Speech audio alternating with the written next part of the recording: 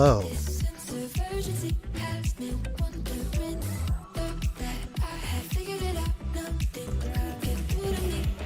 What is the lag like? Hello. Alright. There's a long delay.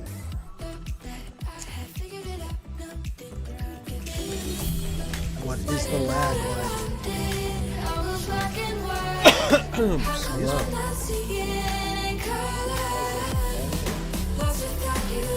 Nothing crazy.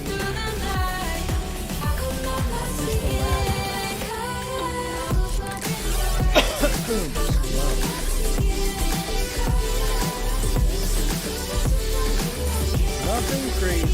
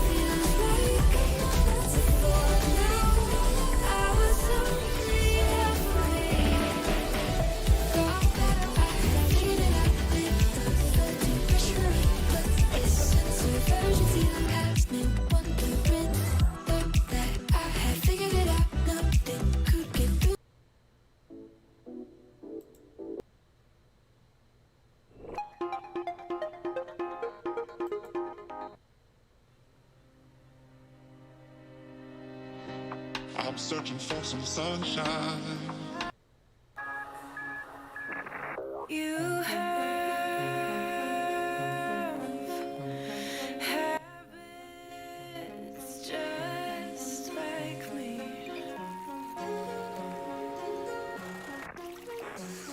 Talk too much with strangers. Get way too serious around family. And I don't have any wishes, but when I kiss you, our lips feel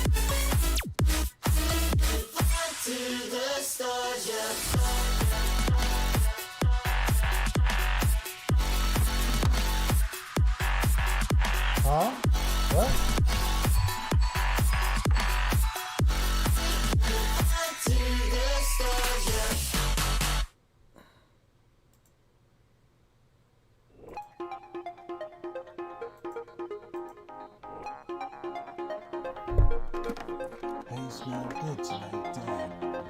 Boy! Where is it?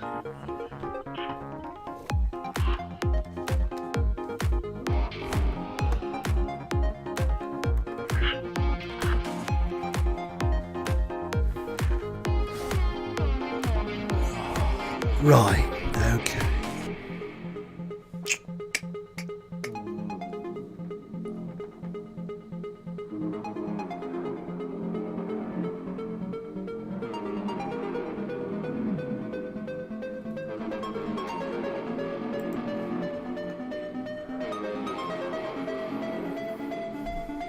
Okay, there it is.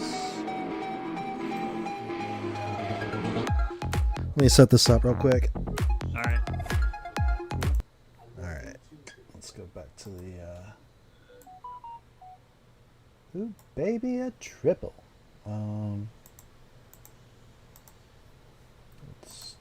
There we go. Oops. Oopsie. Yes, can. All right. 1 second. I'm gonna go grab some water or Yeah, do that. something.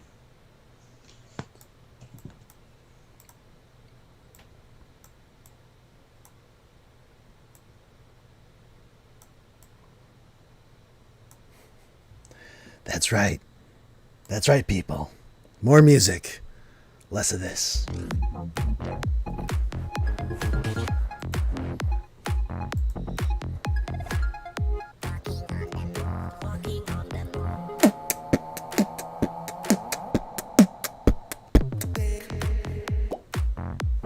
Yeah.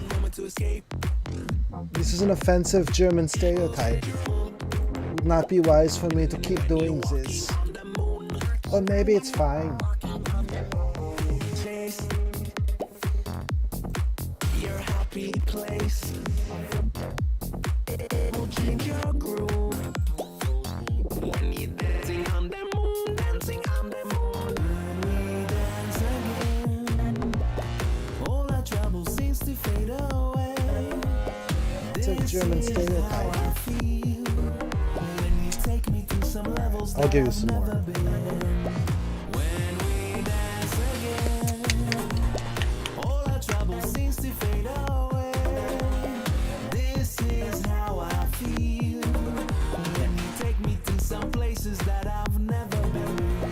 When we dance again, that I've never been. All right.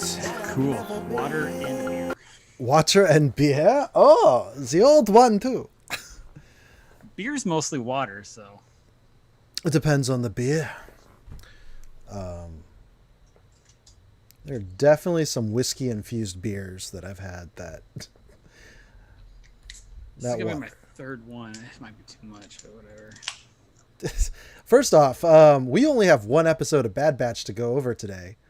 So, Yeah, I was thinking about that too. But what it does open up is, oh, by the way, we're live. But like I said, super casual. What's up?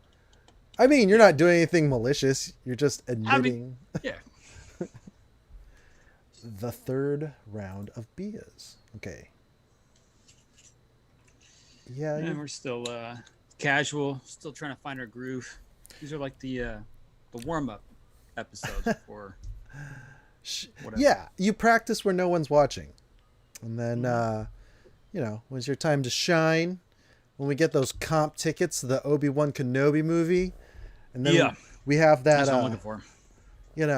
What is it? Where they you can't talk about it. You can only give positive reviews or whatever. Oh, the There's a embargo. Embargo, yes. And Yeah. you'd be like, I saw it and I can't say anything. And then there's just nerds being like, I will kill you. So, but how has your day been? How's your weekend been? It's pretty cool. I've been becoming like a master at IKEA furniture. So this is sort of new. I mean, it's new within like a week. It wasn't here last week. Mm-hmm.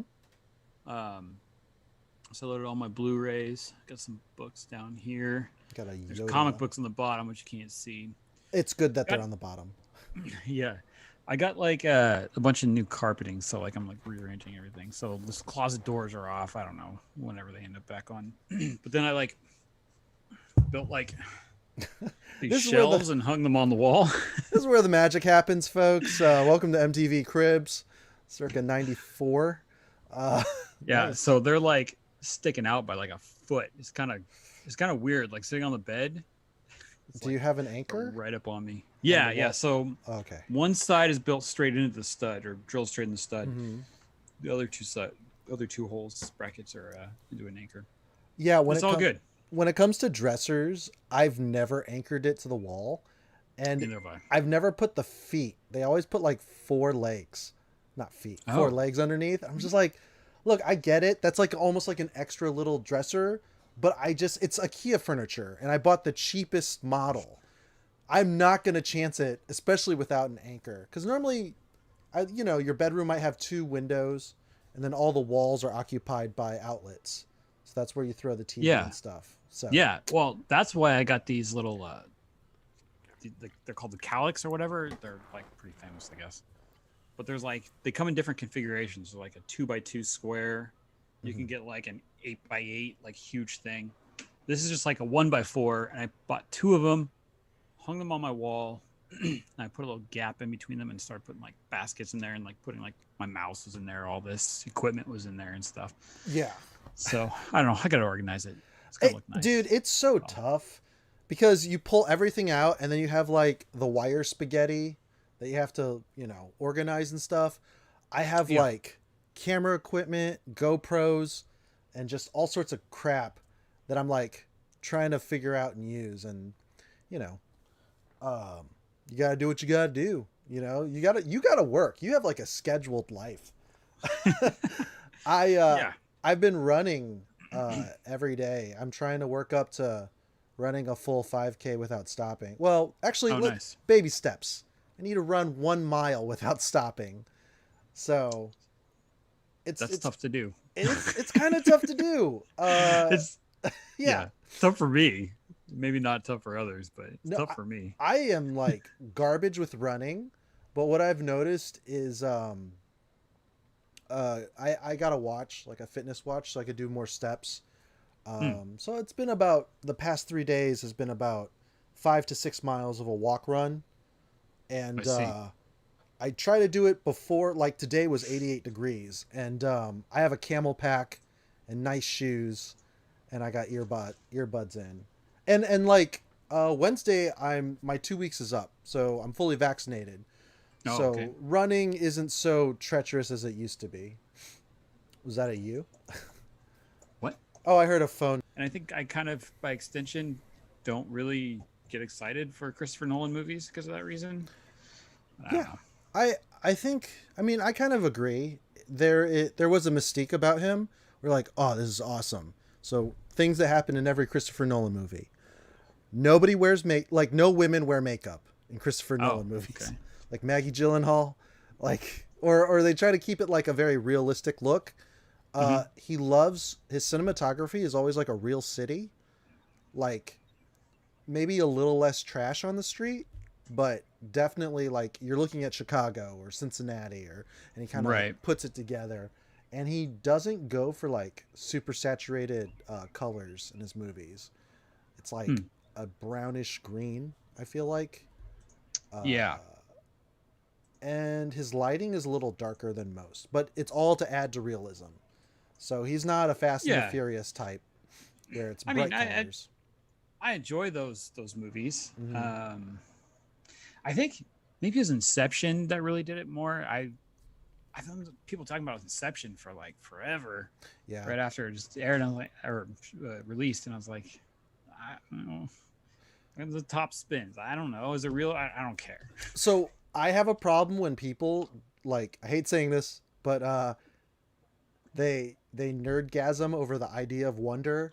So they're like, this movie has so many layers. Like you're in level 4, but if you die in level 4, you don't wake up in level 1.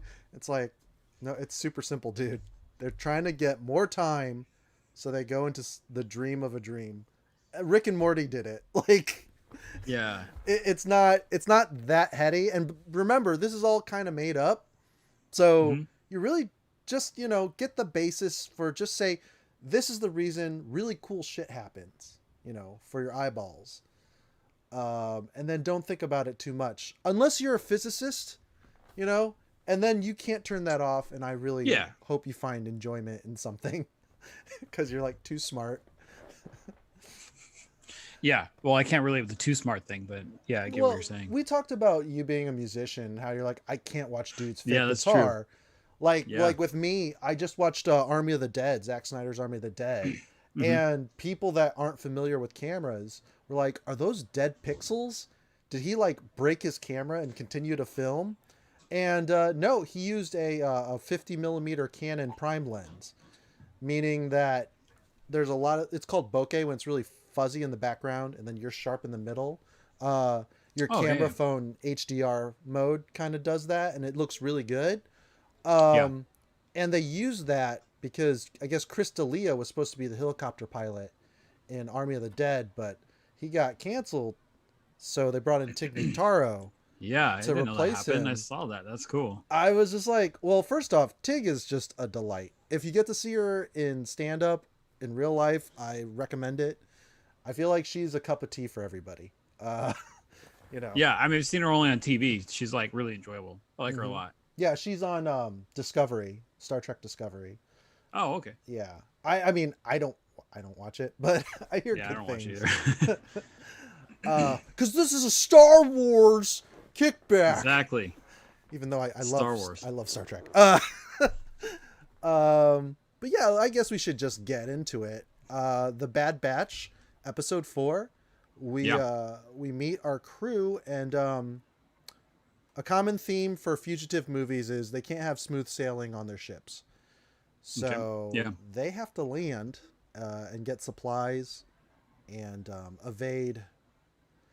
I don't remember how the beginning goes. Was there like a bounty? Well, or anything? they said that their signature was registered with the Empire or something. Yes, and that's they were right. able to pick them up and follow them, see where they're gonna go. I just watched it last night. I didn't watch it on Friday, so oh yeah, it's kind of fresh in my head. I remember Tech and Wrecker tearing out the guts of the ship to get to the tracking code. And I went and watched a couple Mandalorian episodes with our special guest character for the week, Fennec. Yeah. So what's her last name? Shand. Yeah, Fennec Shand. I guess Fennec Fox is like where the word Fennec comes from.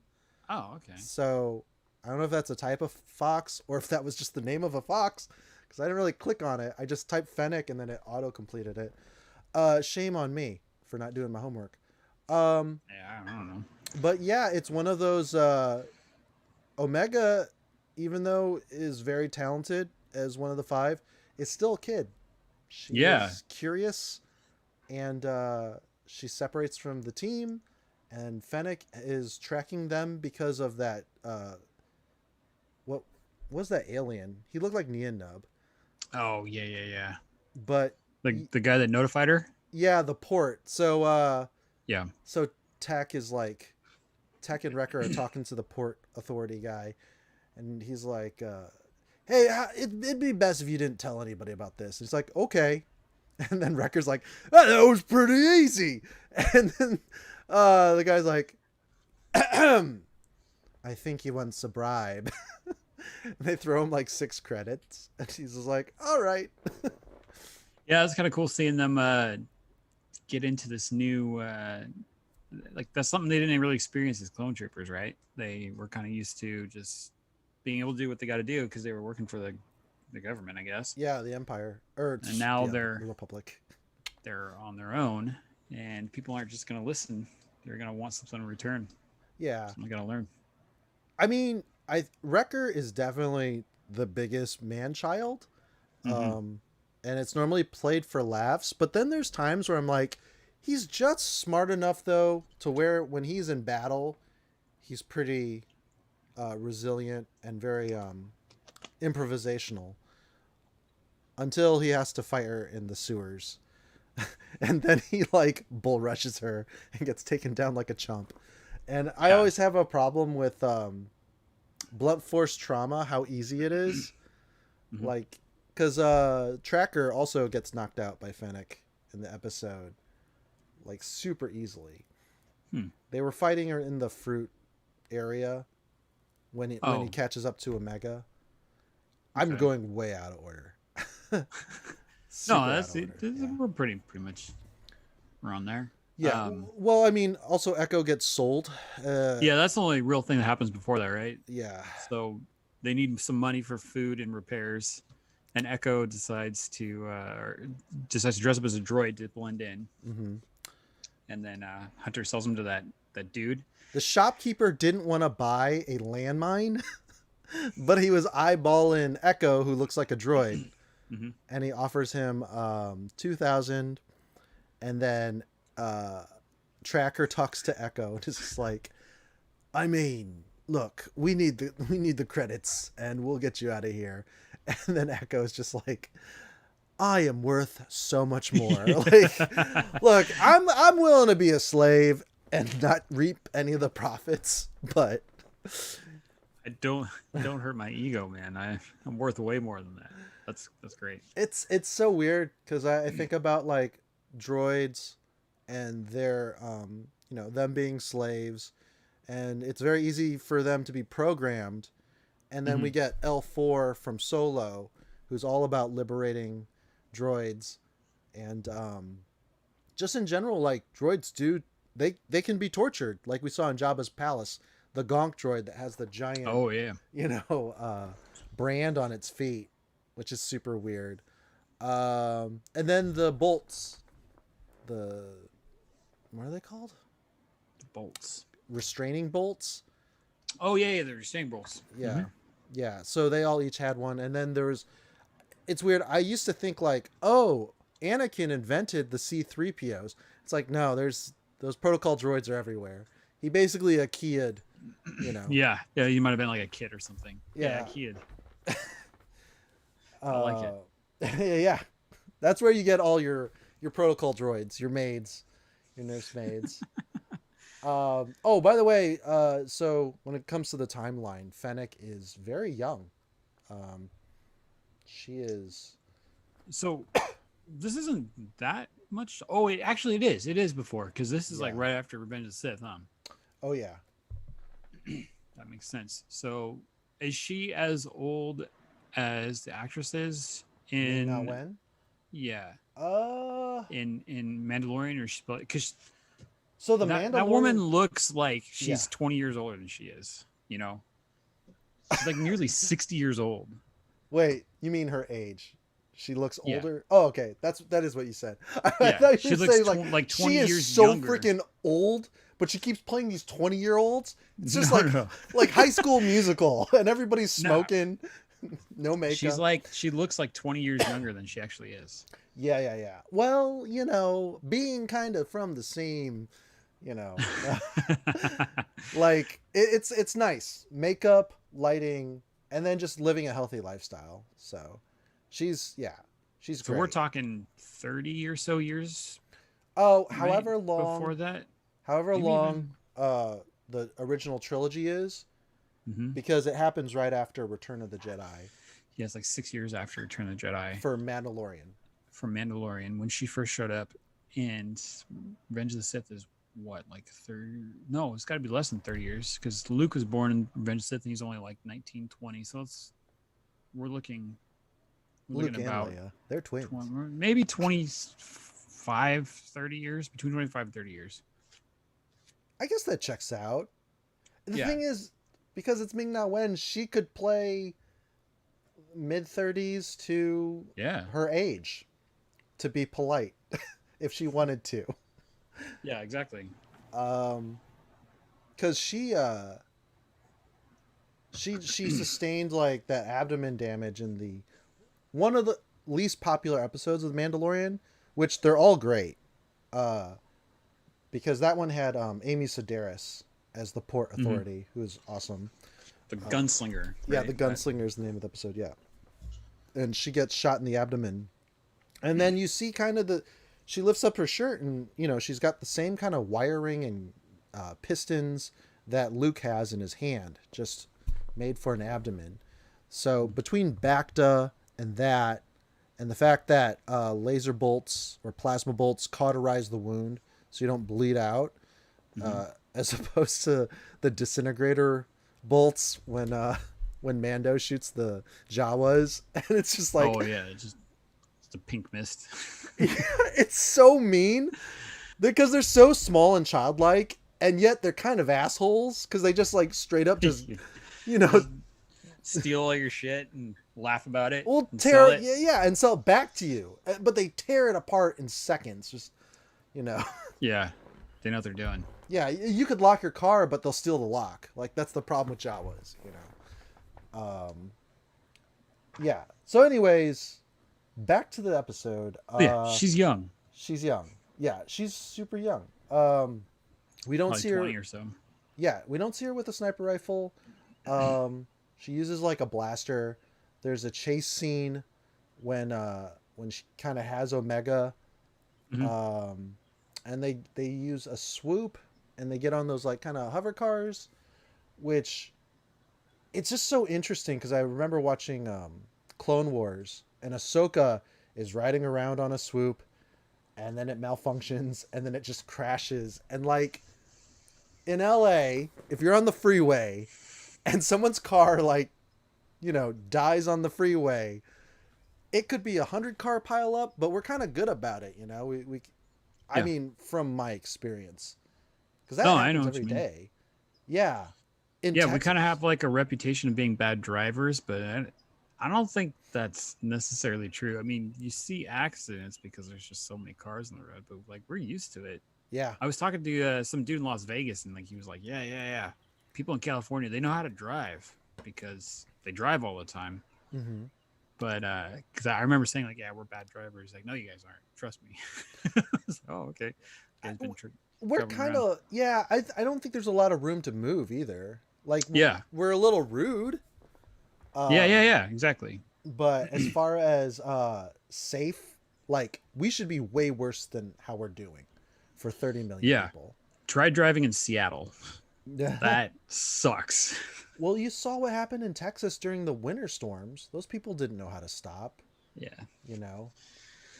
So That's like a false narrative. yeah. Anyway, But yeah, so the traffic over there is kind of crazy because there's droids driving. They eventually land on top of it's like a truck, I guess, like a dump truck or a trash truck. I can't tell. Well, it's not trash. It had packages on it.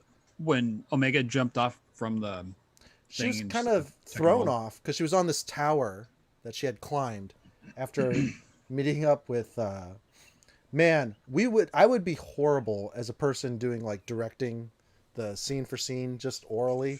Just so then like Wrecker's there, and then they're in the sewer, and then they run up a tower, and then she's hanging off the tower, and oh, by the way, Fennec is also chasing them, and then she's like, maybe I'll throw you off, maybe I won't, and then she throws her off because then Tracker also has a chopper because a swoop, and then they chase. Yeah. And then Omega's up on the tower and she's like holding on, Yep. about to fall off. Fennec catches her. And then when she sees Hunter coming up, Yeah, she yeah. like throws her into that truck, tells her to tuck and roll, which she does not do.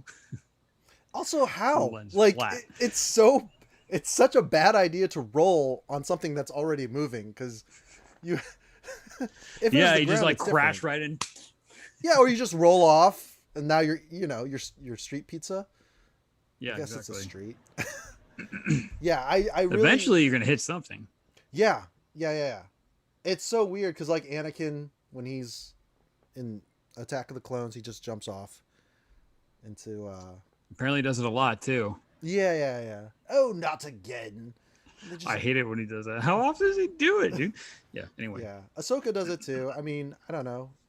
It's the Force, man. Just it works out. Definitely confidence. Yeah. And like it was okay chase scene. Mhm.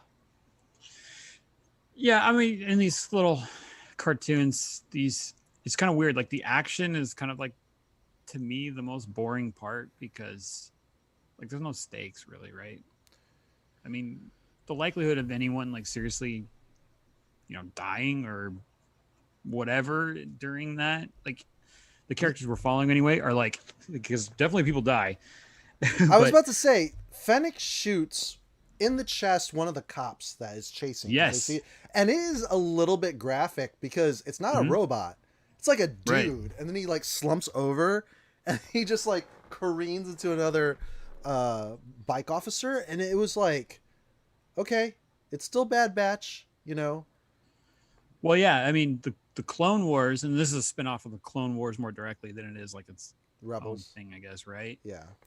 The Clone Wars was a little bit, there was a lot more like brutality in the Clone Wars as opposed to like Rebels and Resistance and everything. Those were a lot more like kid friendly, but that's pretty consistent with the Clone Wars.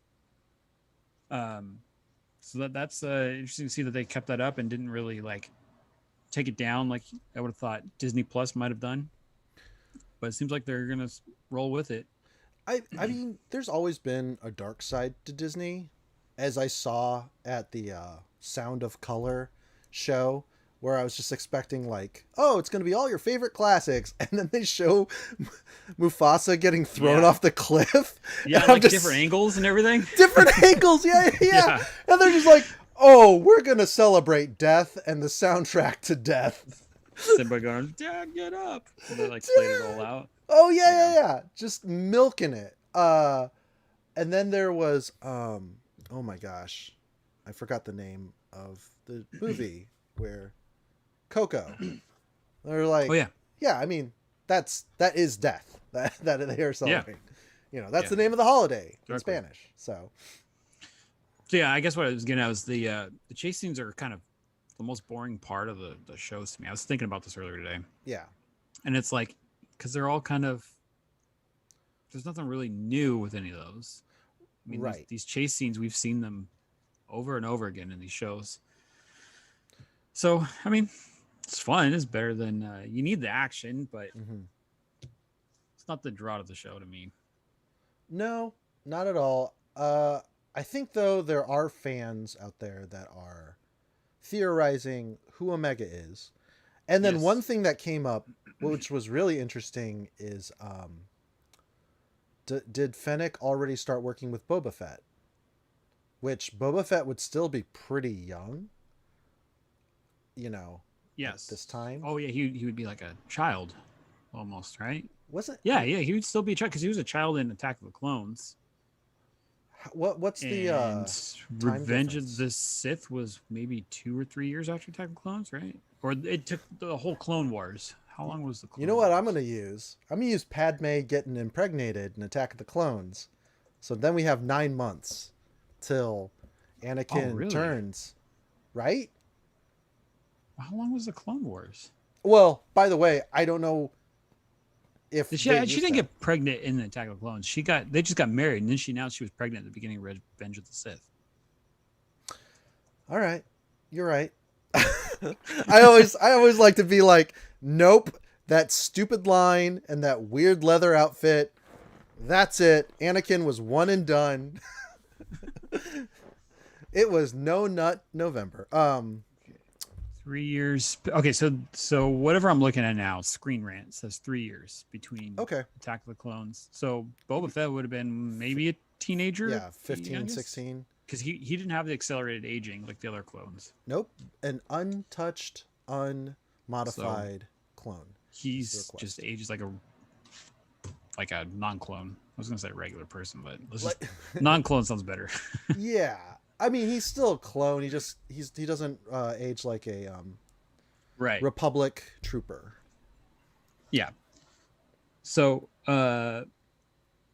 they never, when they talked like when they were in like Joshua Tree or whatever that was Yeah. in the Mandalorian season 2, they say they knew each other before they just met. There was no reference to that, right? Just said that he found her in the desert. Yes. So it could be that they've known each other before then. Maybe that's why he knew to look for her.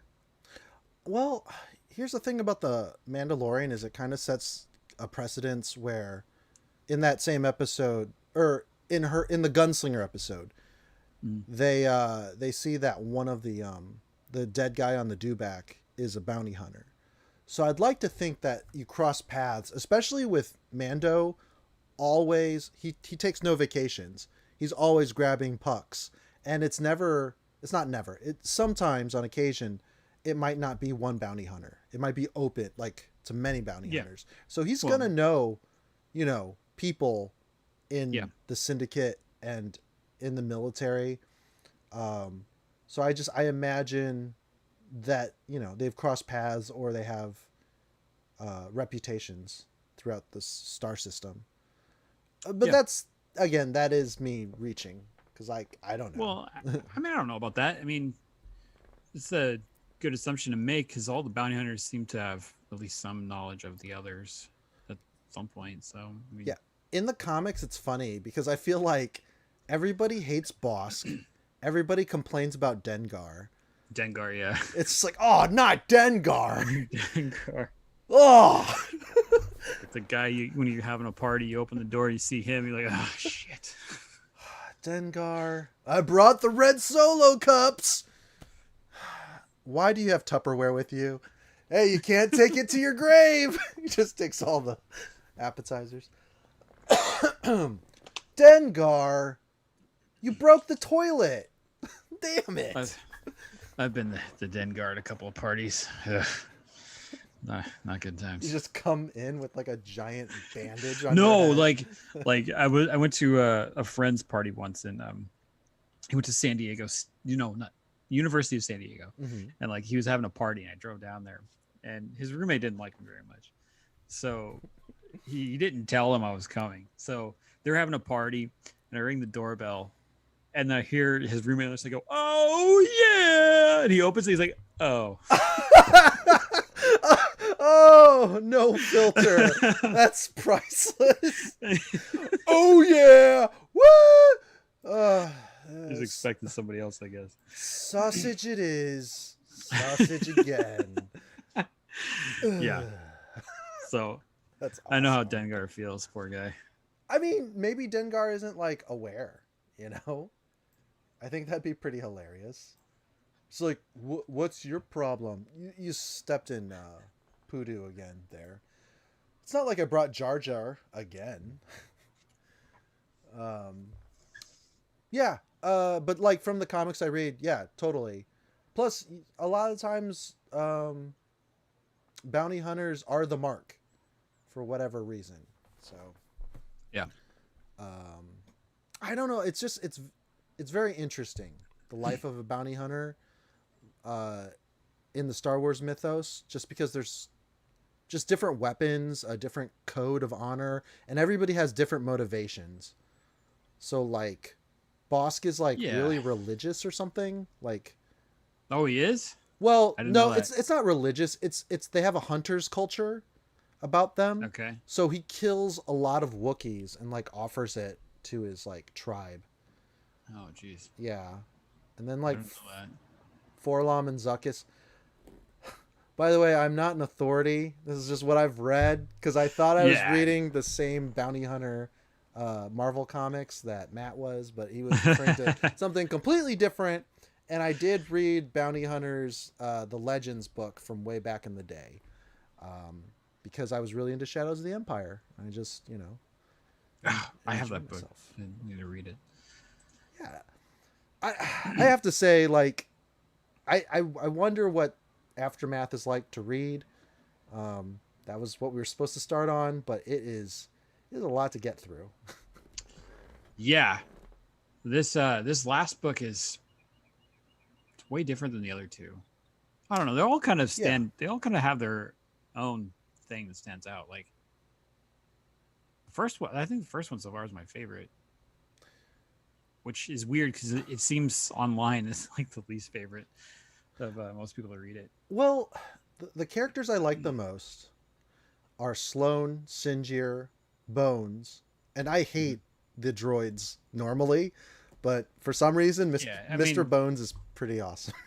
They're usually played to comic effect, right? They're like the comic relief, and sometimes it gets a little too much. But yeah, I think my big issue is like, why would you have them answer in common speak the thing they're gonna do, or why would you have them panic and go, oh no, no, no. Wait a minute. Those aren't Jedi. Like, it's supposed to be a coat rack with guns. Like, you know, um, Yeah. Well, the battle droids, you mean the battle droids. specifically? The super battle droids don't. The droideka, they Whatever the don't. spinning ones are called. Yeah, and there's like those weird crab droids or spider droids.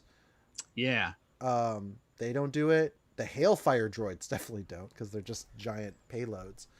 Um, what? Sorry, General Grievous's guards.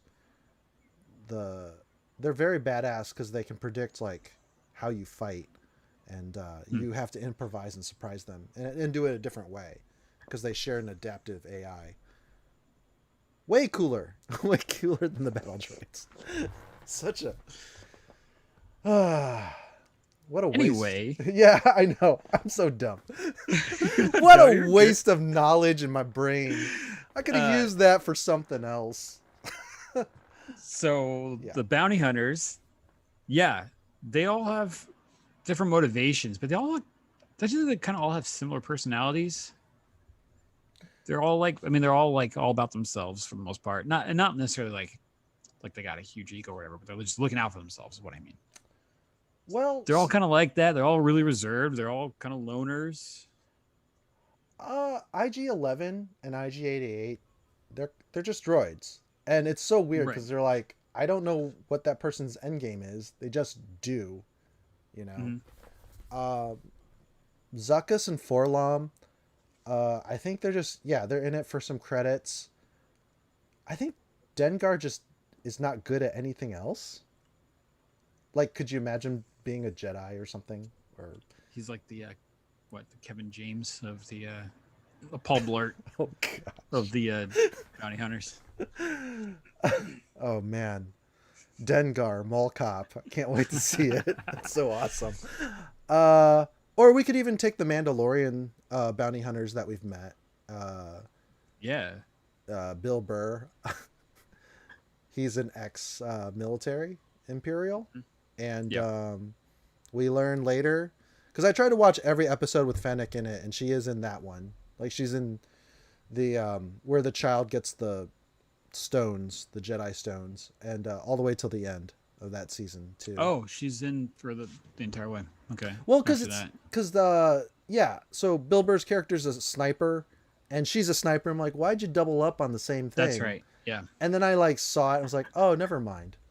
Okay, he's Imperial, so and she's wanted by the I think they're called like IDS. They have a bioscan, and so it's up to Mando to break his vow and not wear a mask. Yeah. So very cool stuff. So why is she here in Bad Batch? What do you think is the reason she's here? She's obviously being hired by somebody.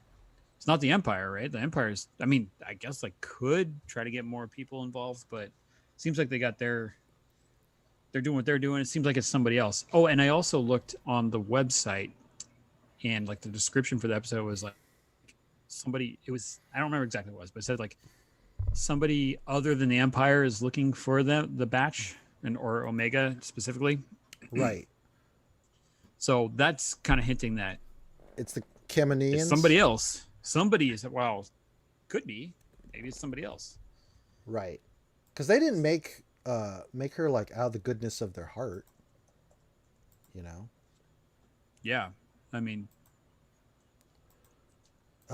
this happens all the time. Sorry, we lost the Facebook feed. oh no. I'm streaming to 3, but we lost it last time too. The Twitch one is fine, and I'm sure the YouTube one is fine. Yep. I got this Twitch one out.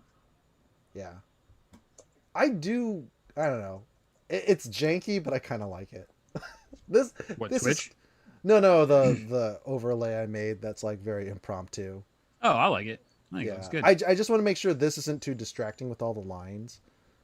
And I'm just trying to fill dead space by making my camera a little bigger. Well, it's good there's not a lot of red too, because like red can kill screens or something. What? Red can kill screens? Yeah, red. If there's like static red images, it can ruin monitors. In 2020? If you have an OLED, yeah. Really? Yeah. Huh. Do they warn you when you buy an OLED? I don't know. I can't afford an OLED. Fair enough. But yeah, they yeah, it's red is the worst for burn-in. Which is weird because like ESPN uses red. So like whenever you go to like a Buffalo Wild Wings or wherever they have ESPN on all day, eventually you'll start to see the ESPN ticker on the bottom of the TV. Oh, when it's turned off. Like it just Yeah, or when it's turned on and it's a black screen or it's on a different channel, you'll still see it. huh. How does OLED do in direct light? I don't. I know OLED's not as. It's not as bright, even though all of like the pixels are individually lit. I still think it's not as bright. It's a more natural looking image. Yeah, So you got to be like in a dark room to really appreciate it. But gotcha. I Also, think I wouldn't put that out on the patio unless I was in the ritziest of ritzy areas. There's the Buffalo Wild Wings over at it's next to a Barnes and Nobles, but it's by the marina in Long Beach, and I got okay. to watch a couple UFC fights. Just buying my books. Did they charge you a cover at the door? No, it was outdoor patio. I was watching it that's from outside at Barnes and Oh, Nobles. from outside of. Yeah. Very nice. We all were. I think Well, it was. why not? It was when Ronda Rousey lost for the first time, so it's pretty cool. When she was at her height, she was a lot of fun to watch. Yeah. But the thing is, BJJ is it's easy to pick up, and over time, just athletes in general. Plus, she was getting big, so she probably had different training regimen in between movies. That can kill you. Also, overtraining can make your leg shatter when you kick someone with your shin. That happened, I think, 2 fights ago, or last fight I saw. But yeah, that's totally Star Wars related. Yeah, that dude that was in the Port Authority, Raspar 6. That's his name. Okay. He wore rings on his fingers to show you, like, oh, this guy. And he's got a toothpick too. Oh yeah, it's fine. It's kids cartoon, and those are all like subtle hints about creating a character. Yeah. I'm trying to look at what this said. That description I saw. Because yeah. The Bad Batch make a pit stop for repairs and rations. Little do they know, however, that it's not just the Empire hunting. So I mean, that could just mean Fennec Shand. She could have been hired by the Empire, I guess, but this kind of implies that somebody else is looking for Omega, and specifically Omega, because we saw it in the hologram, right? So have you read the theories on who Omega is? No, they're out. No, there. I kind of stay away from this stuff. I've had practice. No. I've had practice with WandaVision on following really bad takes and really bad predictions. And at the end of the day, instead of saying, you're so stupid, why would you think that? It's more just like, that is so out of left field. That is hilarious. I love it. Yeah, I guess. Do you know any, do you have any good ones to, it's all clones of Jedis. It's either Palpatine or it's Kenobi, and it's just a daughter.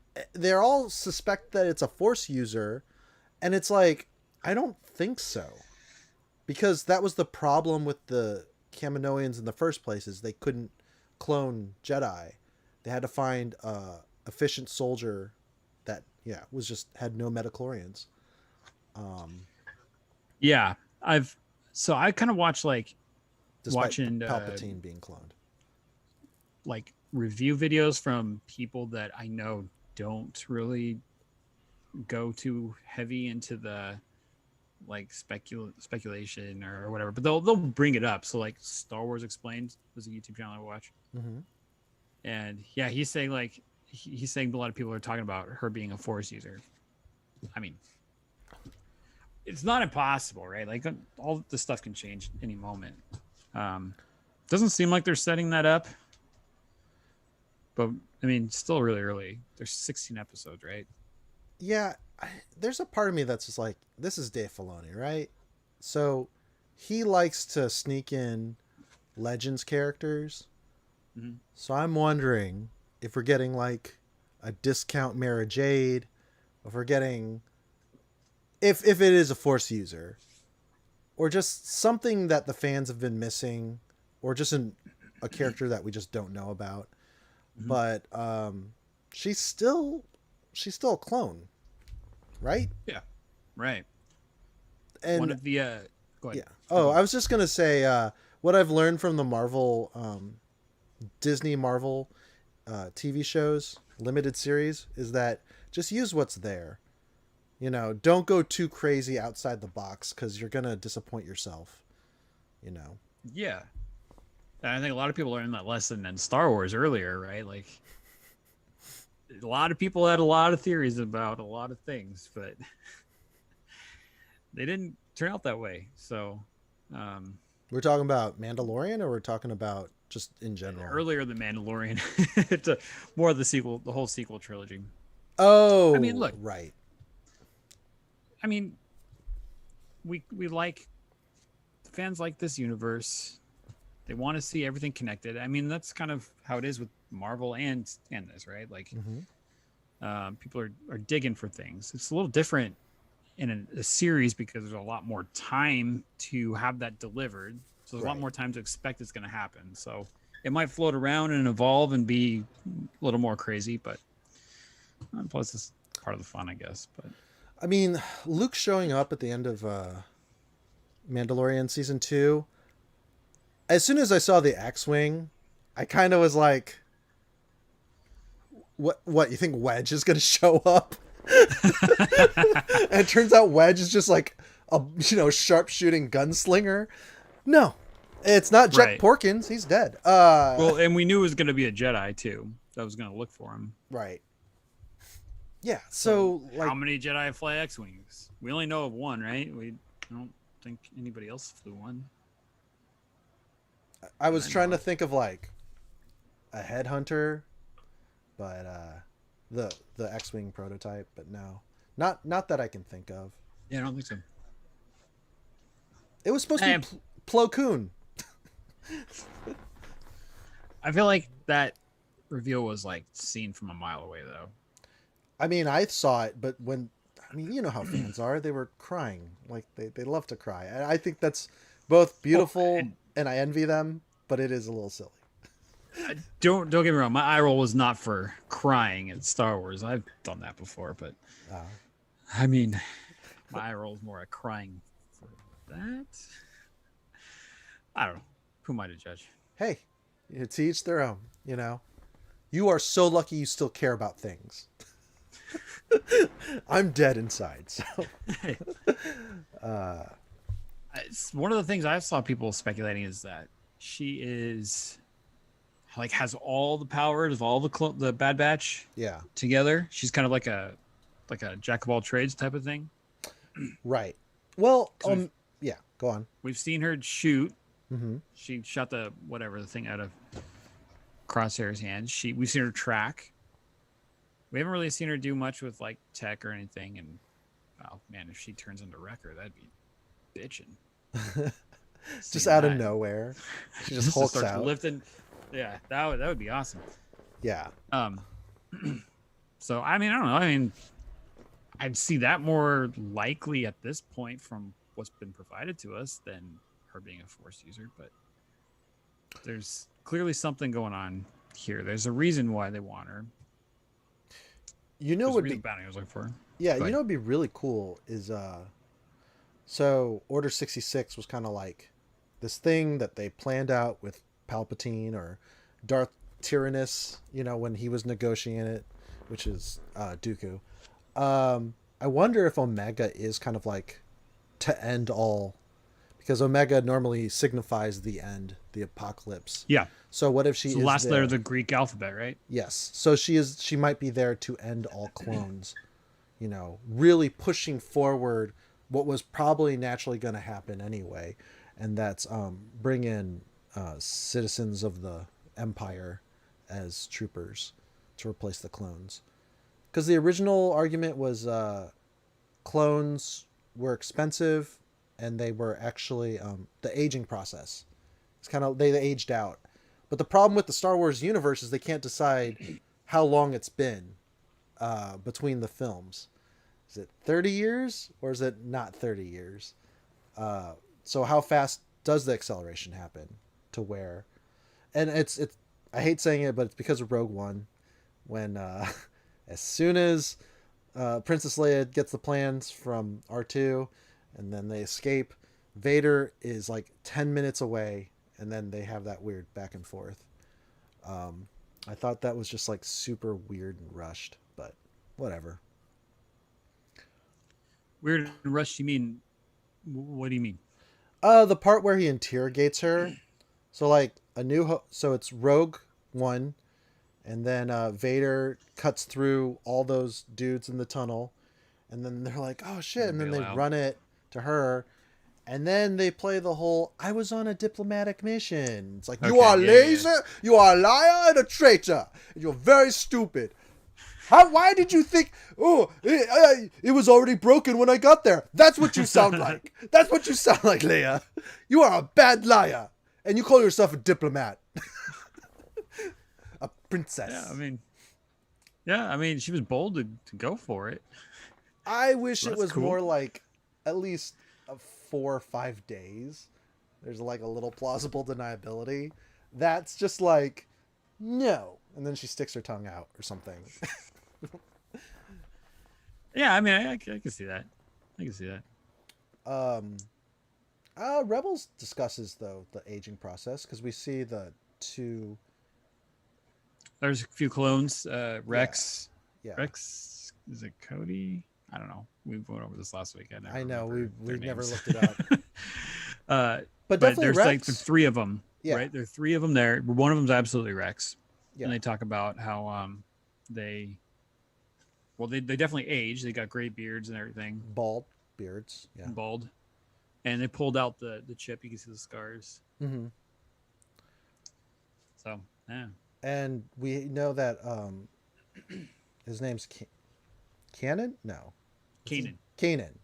So we know Kanan's age now that we have Bad Batch.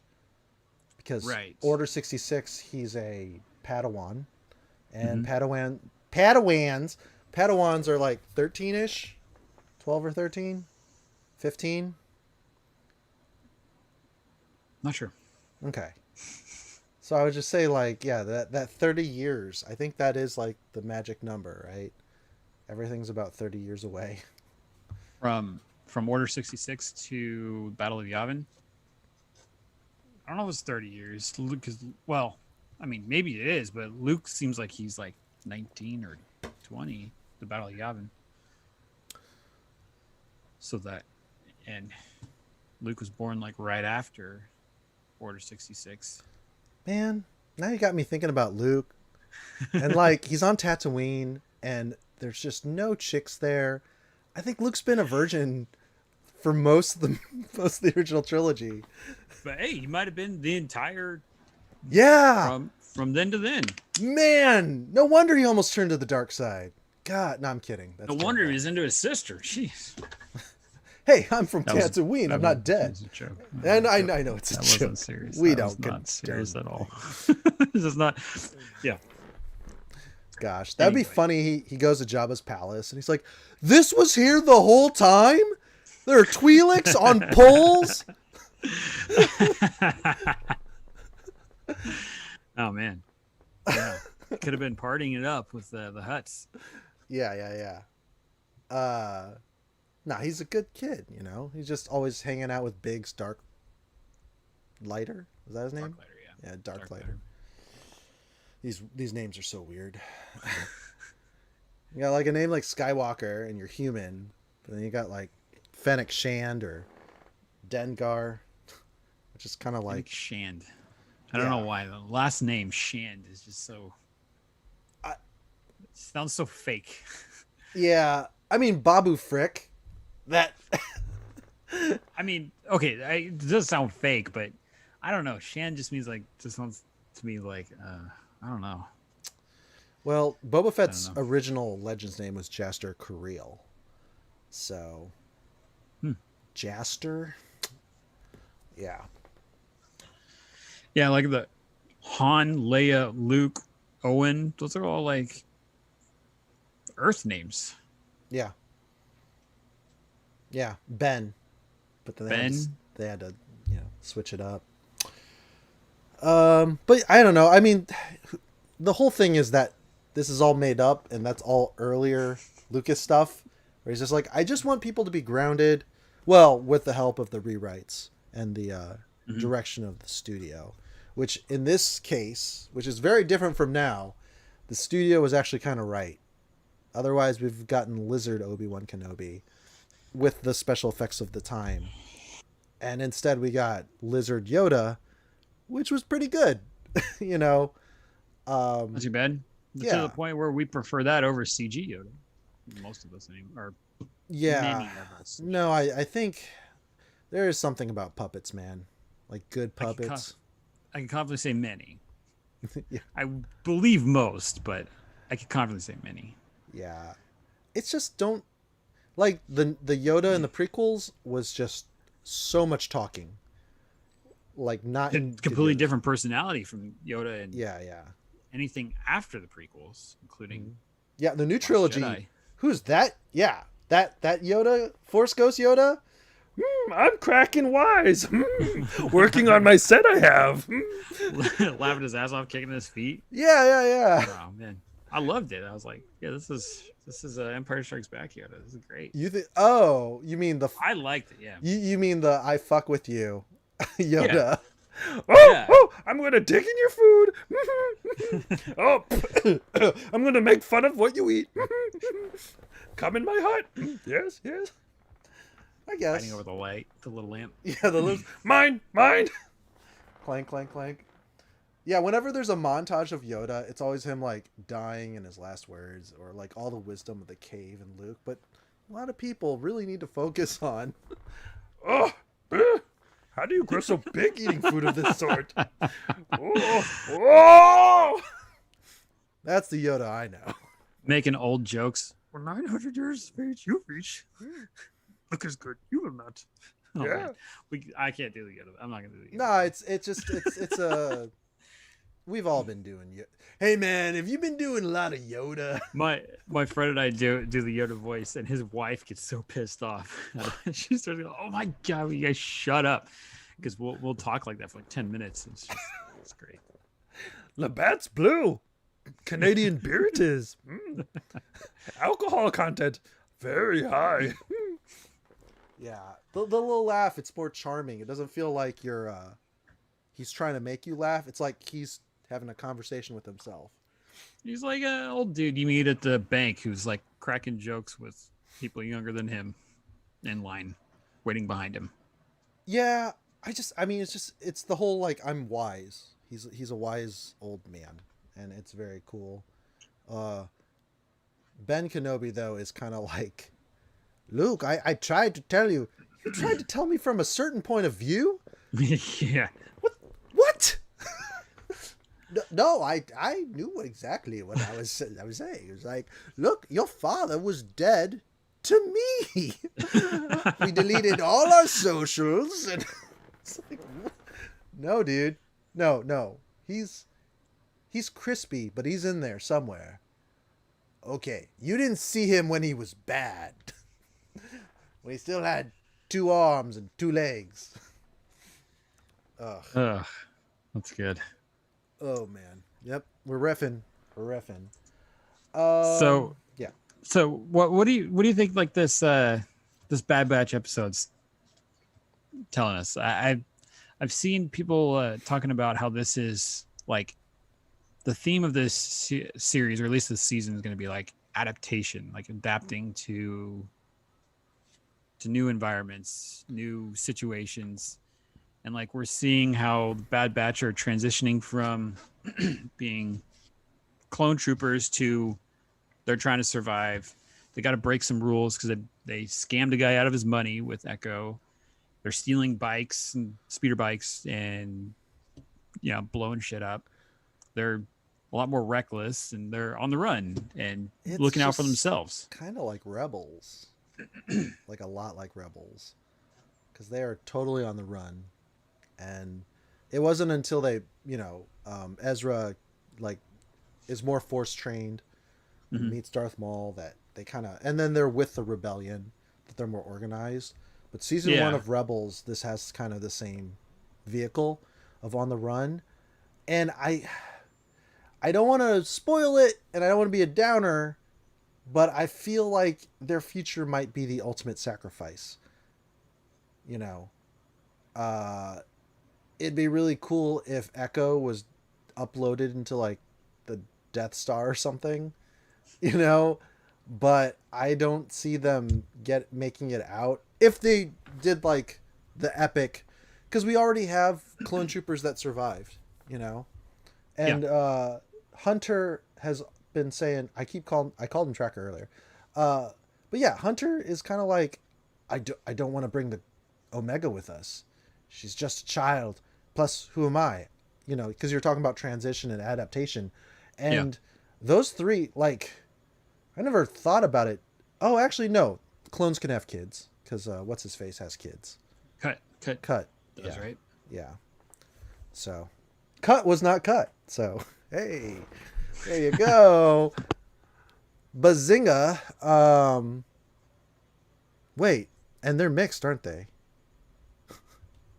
Yeah, they look more like.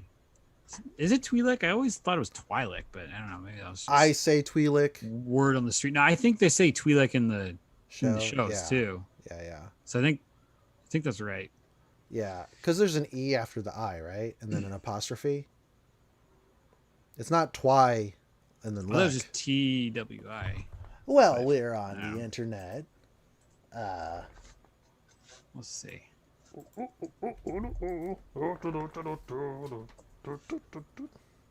Yeah, it's TWI apostrophe LEK. Oh yeah, I guess it is. Yeah. So Let's do the pronunciation. That. Oh, they're both correct. So you can say either or. you could say That's what I'm saying. Twi'lek or you could say Twi'lek. Yeah, Okay. that's cool. Cool. No one way. I prefer that. Yeah, I'm into that. That's cool. It's Han or Han. Ryu. Yeah, I think that also too, like, there's gonna be dialects, so and Oh, yeah. some beings, they don't even have like common, so they have to speak in different ways, which makes for clunky episodes in Clone Wars, but also too, the droids, I like that humans can understand, well, in general, people can understand droids. Many of them can understand Astromechs. droids. Yeah. Yeah. So we get that. I'm kind of forgetting how this sort of moves to a conclusion. Well, she gets Hunter throws the landmine they couldn't sell onto her speeder, onto Fennec Shan's speeder. yeah. She jumps off, blows up, whatever. They all run to the ship, escape. The guy's like, "No, wait, no, Please don't leave. And then he thinks he's gonna die because he lost him. But Fennec is not a ruthless, cold-blooded bounty hunter. Well, I remember watching that, thinking like, "That's smart," because she throws the guy money. Yep. And says, "Call me again if you see them." And like, well, you could kill the guy because you hate him or are mad at him and go nowhere, or you can give the guy a little bit of cash and incentivize him to call you again. Yeah, you don't need to shut unnecessary doors, Yeah. So that was good. It was because the Empire does that a lot, where they just overreact. They just trim the fat like wherever they can, I guess. Even Oh, if you read fat, the like, comics, it's just like, I sent you in to sacrifice you, to lure them out, like troopers and stuff, because everything is disposable. Also, too, like, there are things I do hate about stormtroopers in that they always try to talk things out at the very peak of heat battle, like the heat of battle. So the Boba Fett episode where he has the big old stick, the Maori weapon, Yeah. and I was just like, freeze! And like, there's just dead stormtroopers around. I'm like, why am I saying freeze? Or why do I have to run to fire up on a dude? Like, you know, use the terrain or whatever so that we can see plausible fight scenes. Not to say that scene was bad, but they're cops. The Imperial troopers, they have like different protocols. In The Force Awakens, all the way until The Rise of Skywalker, there's always a scene where the Millennium Falcon parks themselves somewhere that's Imperial. 2 guards walk in, you hear them die, and then they leave. And they never learn their lesson. It's just like, Well, they're not there to talk about it. They're dead. it's the Millennium Falcon. Not only did it make the Kessel Run in 12 parsecs, but it's just... I would... Honestly, it'd be like a ghost ship. It'd be the Flying Dutchman. It's like, if you see the Millennium Falcon, consider yourself dead. I kind of like to think that Han Solo thinks it's a lot more famous than it is. I mean, Oh, no, absolutely. yeah, I don't. I think that it is a little over the span of the saga. It's become more popular, but just remember, New Hope was like, never heard of the Millennium Falcon, like he was insulted, you know, sort of thing. Yeah. I mean, yeah, I get that. And like, I know that off-screen Corellian cruisers are very common. It's just, We've never seen the others, yeah. if everybody knows about Finn amongst the rebels, and there's like wanted posters and they're tracking ships throughout the galaxy, I don't know. There's a part of me that's like, come on. I know it's a bucket of bolts, but it's super sus. Because most ships that interact with them are military, from what I can tell. Unless there's like a huge search and seizure, like hangar. But yeah, I mean, that is the episode. It's just 16 episodes of them on the run. And I don't know how they're... That's where it seems like it's going. Yeah, how are they going to deal with these clones that are Order 66? Yeah, I mean, we're gonna have to have some sort of major development, right? Like, there's some character moment. The Omega's, they're definitely setting up for a reveal for Omega. Something's up with Omega. I So hope. we're gonna look forward to that. Yeah. I mean, they got to, right? Like, it seems. I'm just inevitable. wondering, is it Palpatine? Is it going to be... Yeah, I Palpatine's didn't... looking for him. Well, there's that, but I was thinking more along the lines of like when everybody's like, hold on. Obviously, Palpatine didn't have a daughter that we knew of in the trilogy. So who did he bang to have a daughter to have Rey? And what if Omega is just, oh, well, I'll just corrupt you and we'll try this time. Later, you'll have Rey, or I hope not. Me She's like neither. 5, right? oh, no. I mean, yeah, nothing like that. That's disgusting. You're Oh, right. okay. Yeah. Look, he's not Drake. He's not grooming her. Oh, shots fired. Nathan Drake from the PlayStation series. So we're gonna see Fennec Shand again, right? This isn't the last we saw of her. No, she's It doesn't just limping. seem like it. Yeah. We're gonna see her again later in this series, if not the next episode, right? We didn't see Crosshair, so I'm assuming we're gonna pick back up with Crosshair in the next episode. We probably won't see Fennec Shand for another episode or two. I think we need to see more Moff Tarkin and see how this. Yeah, we the haven't really seen him since the first episode, huh? Or the second one, Yeah. right? No, he sent out them to kill the refugees in the third episode, right? I think, was that the third episode or was that the second episode? Because the first episode was so long that my brain thinks of it as like second and third episode. But Yeah. no, the third episode was hunting that dragon on that moon to get Yes. the power cells to work. And then the second episode was them getting the codes to leave Cut, or to get Cut and his family Cut off. and run. Yeah. Cut and run. And that's where the term came from. All these years later. It wasn't Dine and Dash. Oh, no. That's another episode. Dine and Dash, yeah. Yeah. The So next one. it's weird because, like, everything that's happening with this is what I wanted from Star Wars Aftermath. Is like, I want to understand the progression, how the First Order came to be. And all we get is, like, Sloane and a couple of the chiefs, the war chiefs. The Mandalorian does an okay job with it, because we see Werner Herzog is one of the Imperial. We see they definitely have a presence over. They still are there. They're not gone completely. In the Mandalorian. And Aftermath is kind of like they're trying to figure out where they're gonna go. What's the future? They're kind of trying to figure it out, but it's not like a bridge from Return of the Jedi to Force Awakens. It's at least not so far. I'm about 2/3 of the way through the final book, and it's like it seems like it's going to end with the Battle of Jakku, which was like right after Return of the Jedi. So it's not like it's, unless they skip way ahead in the last couple of chapters, which I mean, I guess they can do. So the Battle of Jakku is going to explain why there's Imperial Star Destroyers in the sands of Jakku. And Yeah, I think the Star Destroyer on the cover of Empire's End is the Star Destroyer in the ground in Force Awakens. Yeah. I'm pretty sure. And they're talking about AT-AT walkers, AT-AT walkers. Yeah, I saw in that. the book. And they were there. That's where Rey lives, right? She lives in one of those AT-AT walkers.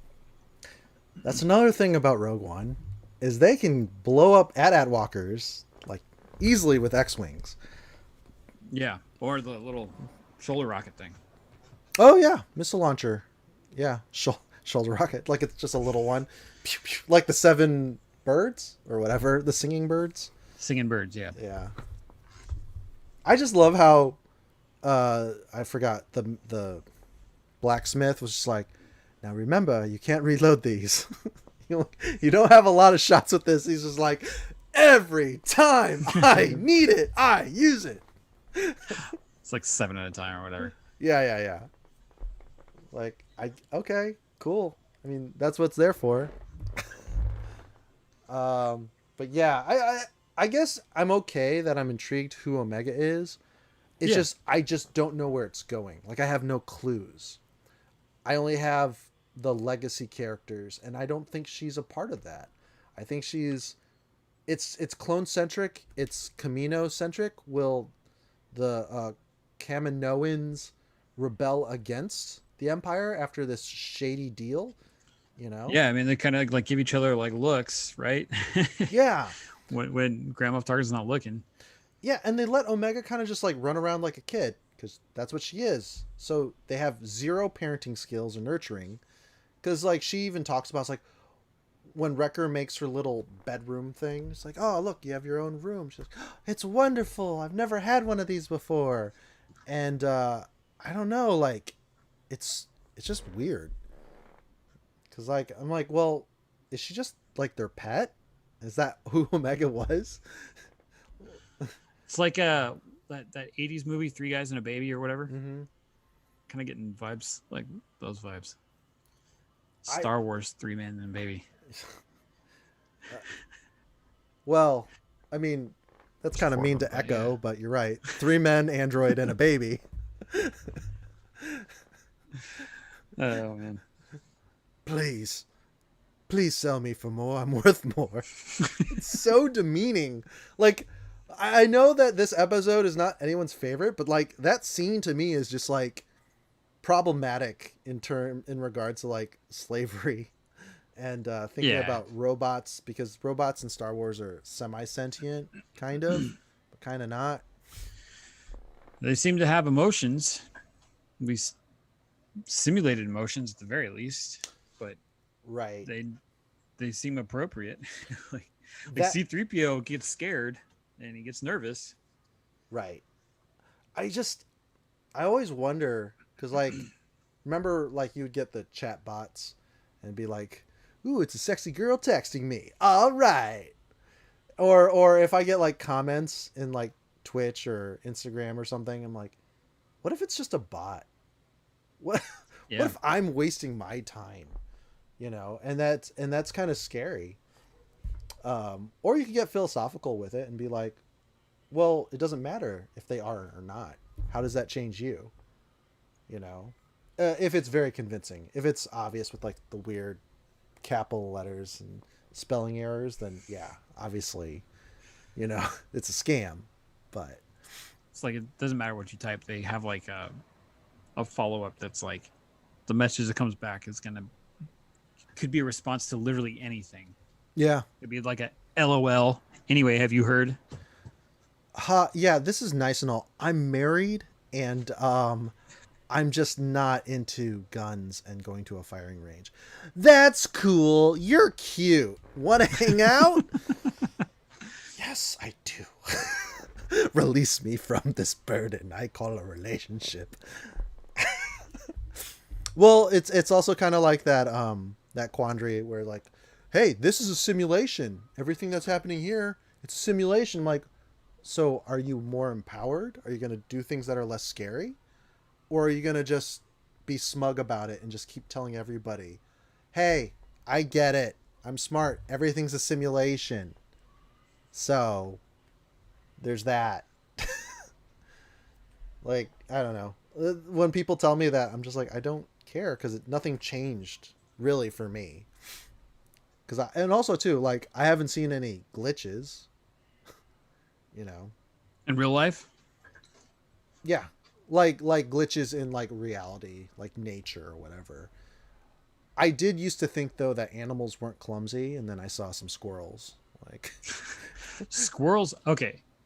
This is way off topic, but no, it's Star Wars, man. You know who Mark Rober is? Mark Roger, no.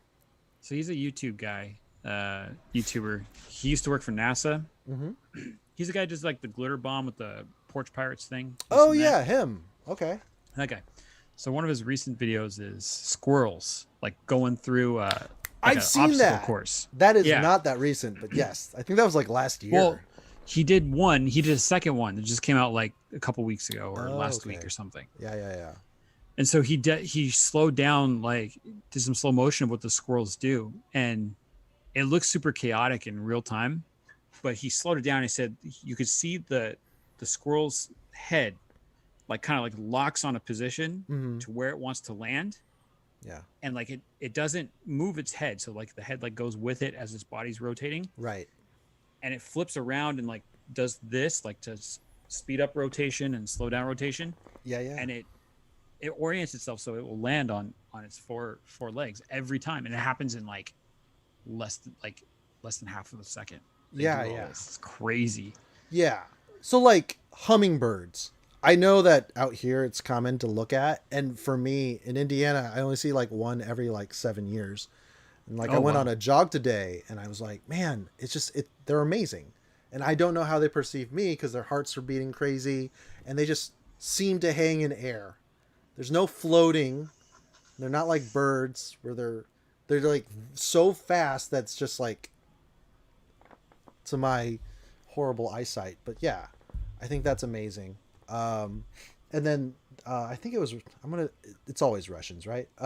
They took a bunch of cats into 0G, and you just want, like, how do cats orient in 0G? And it's like they don't, but you see their tails go all crazy and stuff. And I'm like, is this torture or is this science? It could be both. I mean, yeah, they didn't kill him, but I was just like, okay, interesting. Definitely put him through stress. Oh, absolutely. Yeah.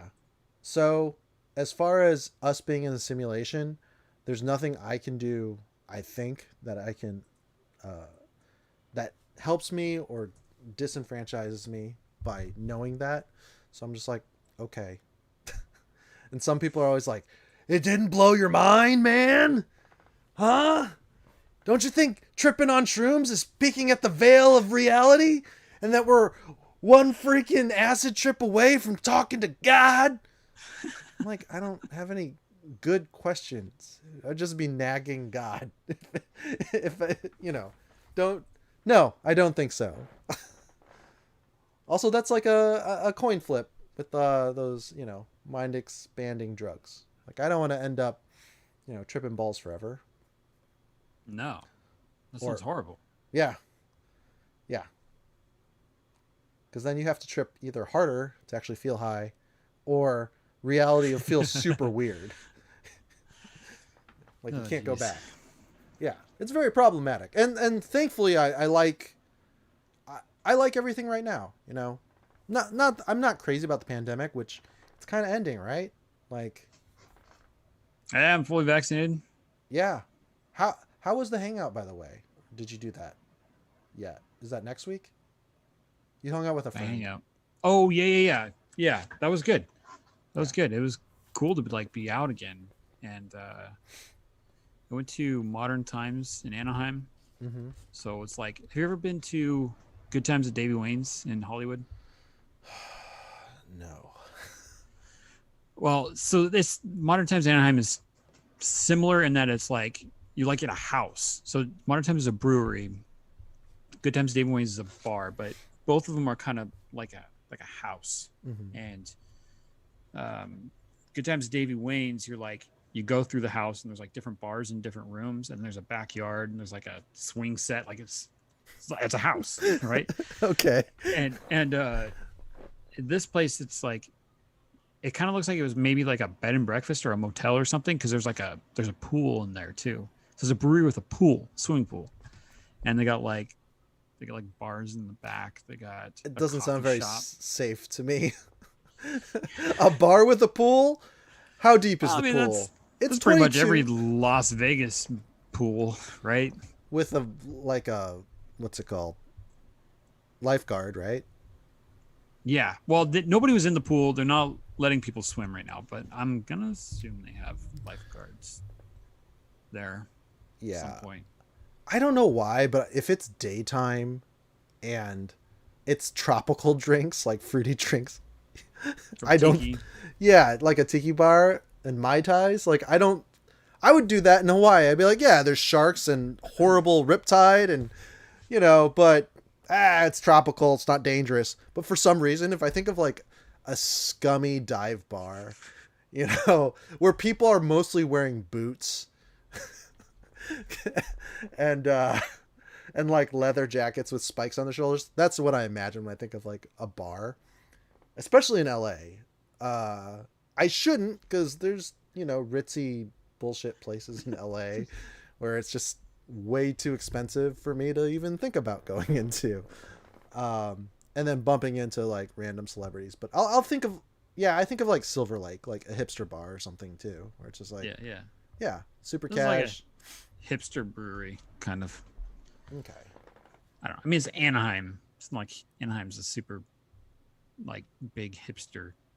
Well, I guess Disneyland might be, but When I think of Angel know. Stadium, I think of sports bars, because one of my friends used to live in like the apartments behind Angel Stadium, and those are like high end, luxury apartments, which it's like, oh, dude, this is way too much for what you're getting.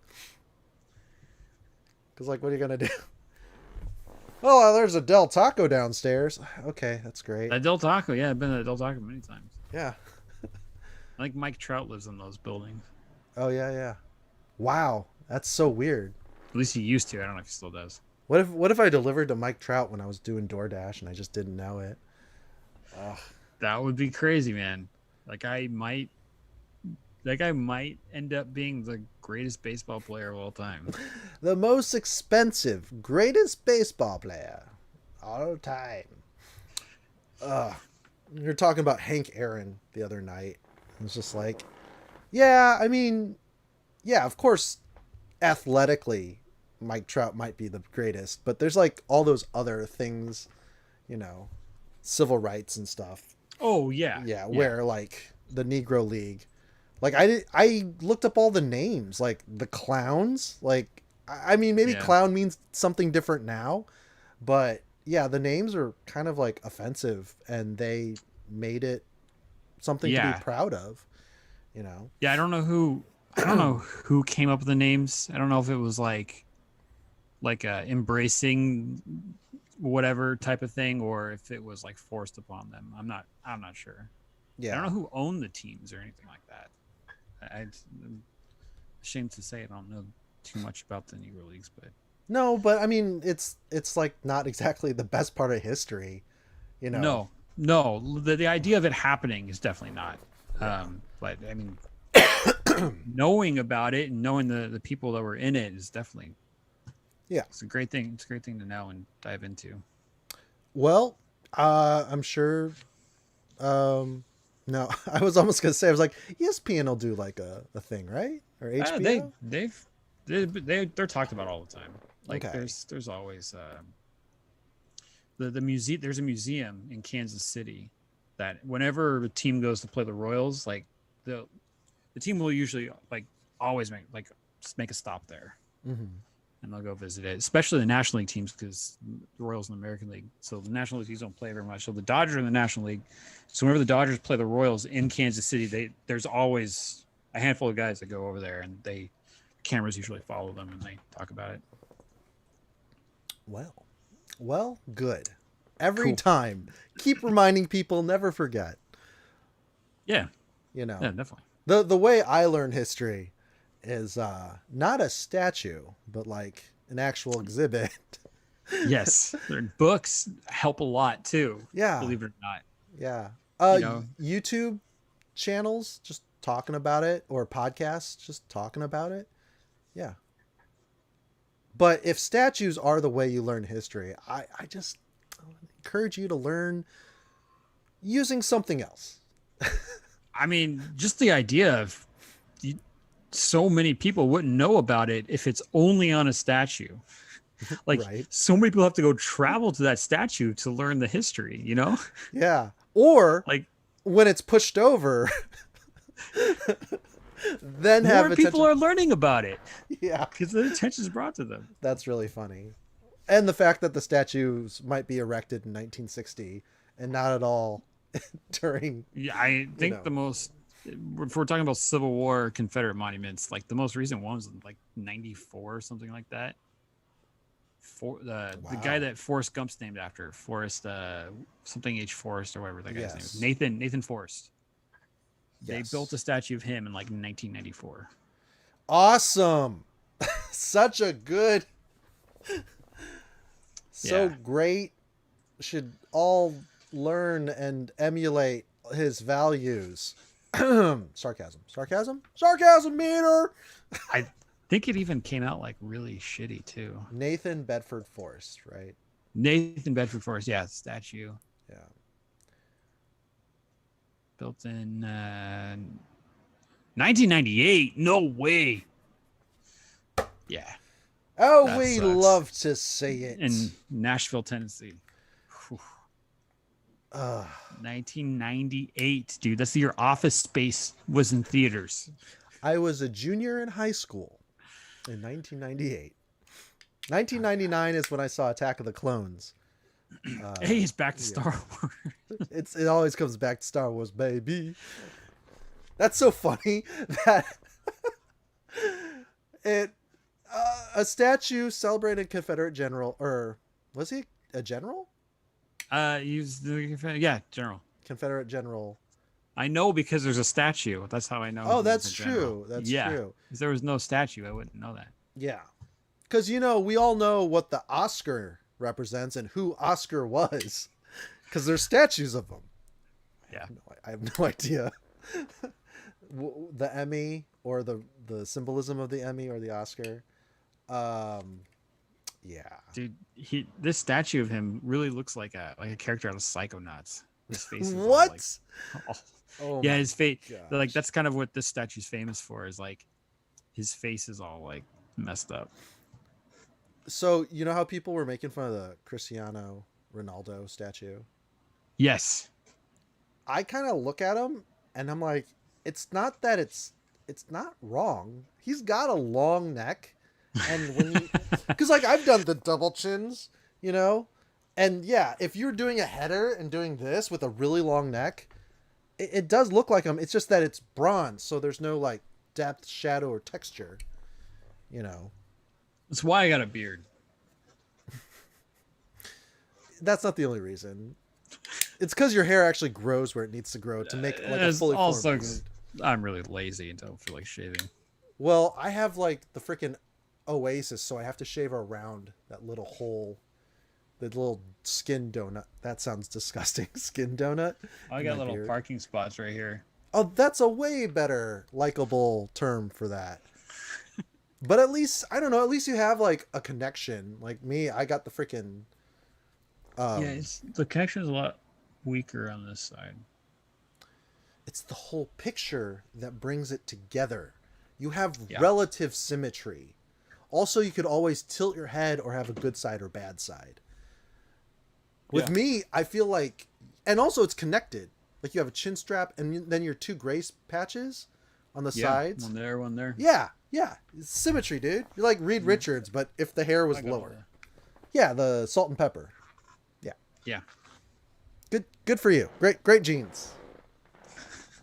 You don't have to. I'm wearing shorts. How do you can't even see? Okay.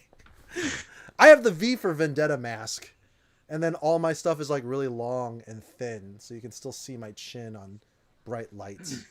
And you know, thankfully, when my hair is not greasy from running all morning, it's good. It's good. I can hide it, put a hat over it. It's just Paul with just a bunch of accessories, doing a Johnny Depp. Yeah, I was gonna say you could kind of do a Johnny Depp thing. Yeah. Yeah, it's helpful when you have a really big head. So You mean like a huge ego? no. Oh, I mean physically. like a cabeza that's very gigante. Oh, okay. Yeah. Like a jack-o'-lantern, like a pumpkin head. It's hats are tough, man. Yeah. I'm all right. Who's the guest character that Bad Batch is gonna have? Oh, you mean from like, well, We'll I do mean, we just next. got Fennec Shand, right? Right. So next episode, we'll do next episode, and then maybe we should make a board and be like final episode. yeah, that sounds like a good idea. Yeah. We can kind of like rank who we think's most likely to show up. Okay. I mean, this time period, who's still alive? I mean, Obi-Wan Kenobi. They could run into him. They could really run into anybody who survived Revenge of the Sith. These guys. There isn't really anything else with them involved beyond this, so they can end up anywhere. It's not like they have to be somewhere at some time because they're in some other property. Right. You know, they can be wherever. I just wish. Usually, Yeah. go ahead. I was just gonna say. I was just like, what named clone would really suck to see all ordered 66 outside of Crosshair? You know, because like Cody and Echo and they're all, they're all good. The only one that would really be depressing. I mean, we already saw Rex. That's true. Trying to do it. Everybody else, I'd kind of expect them to. Who was the? Although he died, but the old clone, what was he? He was 99. He was clone 99, right? Yeah. Yeah. Seeing that guy get all ordered 66, that would be sad. But yeah, he died before that. His posture straightens up. He's just like, I was playing you all. Oh, jeez. Well, maybe Kanan will come back because we saw Kanan in the beginning of the episode. Or That would be at this point, interesting. he's Caleb Doom. He's not Kanan yet. yeah. Maybe we'll see him. I mean, it's kind of weird to include him in the beginning of the episode if that's it, and have Freddie Prinze Jr. voice him. You know. It would be so cool though if it's like Caleb Dune. It's like Cara Dune is still with the Republic, but they would have to be relatives. They couldn't be, huh? Well, she's Dune. He's Doom with Oh, M. that's right. You said that last week. Yeah. Yeah, these old I mean, man ears. they could maybe one of them changed it Yeah. at some point. Is there any? You think like there'd be like a young Admiral Veers or any Imperials that we would meet? You know. I mean, Darth Vader could show up. I think Yeah. that's very likely. Yeah, that's I true. think Darth Vader's almost certain to show up at some point, right? I mean, they Yeah. already have the character model for him. He was in the last episode of Clone Wars. Yeah. It's just he doesn't have an attachment to the clones, you know? Like that we can see in Vader form. Well, I mean, if they're going to explore the newly formed Empire and they're going to. He's part of that. Yeah. But it's just I think they make it a note in the comics. I don't know if they'll do it in the series, but Vader has no remorse anymore. Like there's no Anakin in there currently. So Yeah. when he fights Ahsoka to death. Yes. You could definitely see that in Rebels. It was not a happy reunion. Well, there was no like. Doesn't she cut his helmet and he sees through it, and like there's Yeah. just no. Well, he remorse. recognizes her, but he has like there's no feelings toward her either. Like he says, Yeah. like the apprentice lives or something like that, and Yeah, so yeah. he knows who it is. It's not like he doesn't recognize her or something. Yeah. So, Okay. but weird. He has feelings for Luke. I think it's the Padme connection because she died in childbirth, and that was like his last strong emotion. The other part is legacy. So Yeah. I criticize Rise of Skywalker because Palpatine keeps changing his plan, but to be fair, Vader changed his plan because he was going to betray. Because he learned his son was alive. He was going to betray the Emperor and rule with him as father and son. And then Luke's like, this is a lot of information. My hand's cut off. Peace. And he falls down that shaft.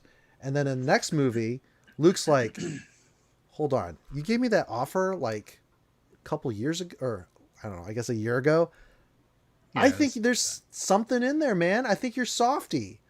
And like Vader's like, yeah, that was like a year ago. There's a second Death Star. Like this was the worst timing ever. You know. that ship has sailed. Exactly. You declined the offer because I think the last time you said, and I don't know if I'm off my rocker, but no, that's impossible. Never. Nah. I'm pretty sure that's how it went. I think. Like a generous offer. Yeah. Mr. Clapping with one hand. Oh God. Yeah, there's nobody I can think of outside of Nathan Bedford Forrest, his cameo. As, He's gonna show up. just the statue.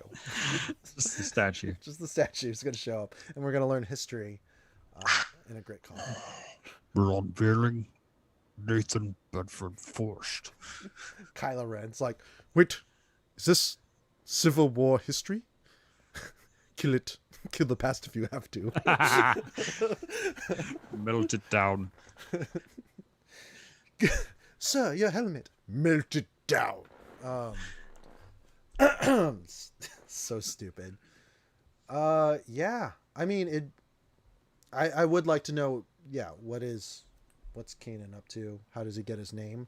Because that's what they love doing in Star Wars, telling you how they got their name when they change it. How did Han Solo get his gun? Well, some guy just gave it to him. Here you go, kid. Hi, I'm Woody Harrelson. Oh, I snorted. Good job.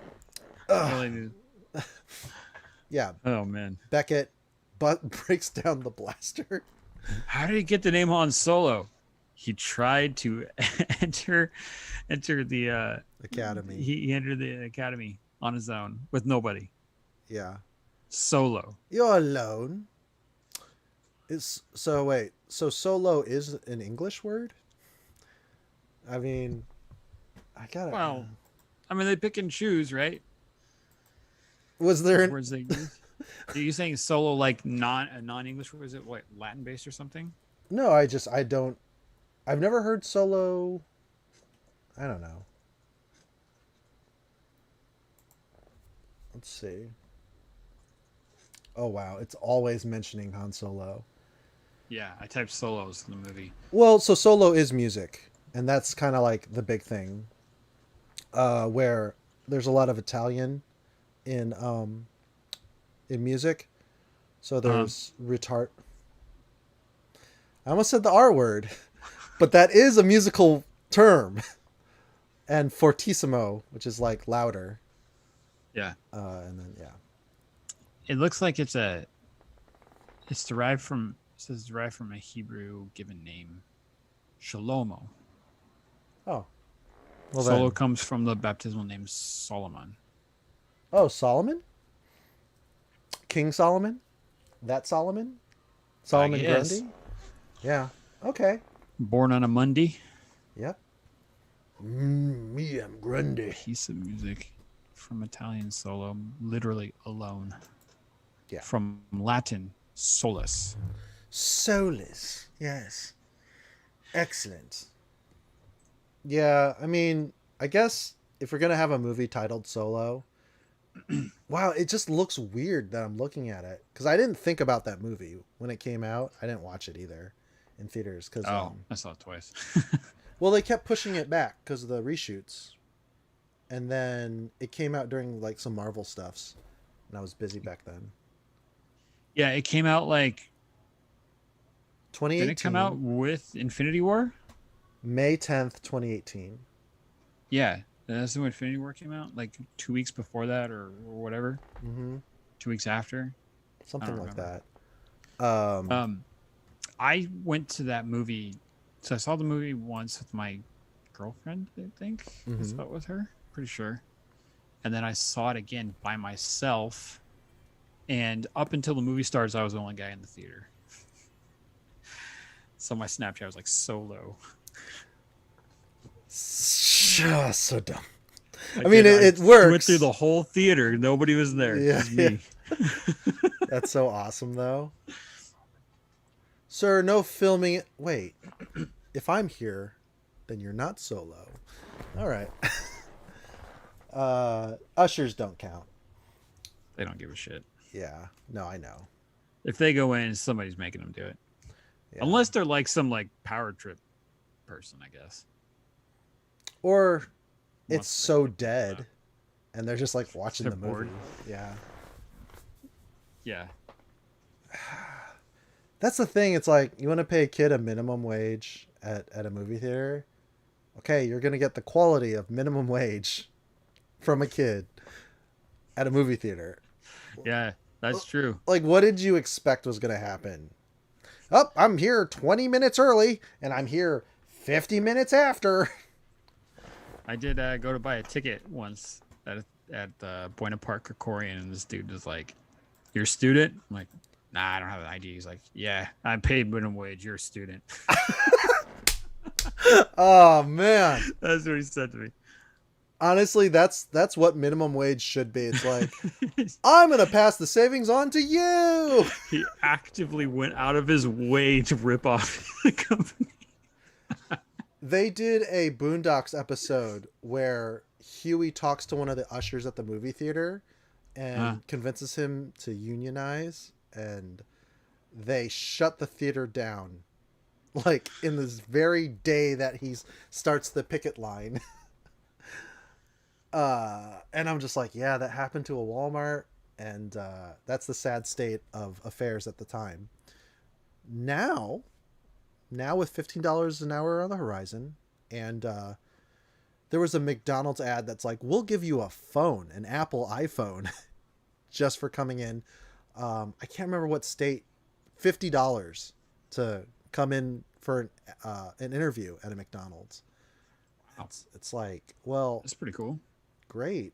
I mean, if I'm a convict or whatever, things that would disqualify me, and I just show up for a $50, sweet. Why not? I saw Applebee's was giving away like an appetizer if you came in and filled out an application. I thought you said incentive, not deterrent. I like Applebee's. I love that place. Have you ever had the quesadilla burger? It's way better than you think it would be. See, that's not a good slogan for a restaurant. Applebee's, way better than you think. Look, man, I had 911 ready to go. Didn't have to call poison control. Nope. But I did have DoorDash prep the Pepto-Bismol because, oh my God, never ending ribs. They don't tell you what animal it's from. They don't say pork. They don't say beef. I'm assuming it's like a giant centipede that has these ribs because they're really scaly. And never ending, so they're riblets. My problem with Applebee's is they're like the dad.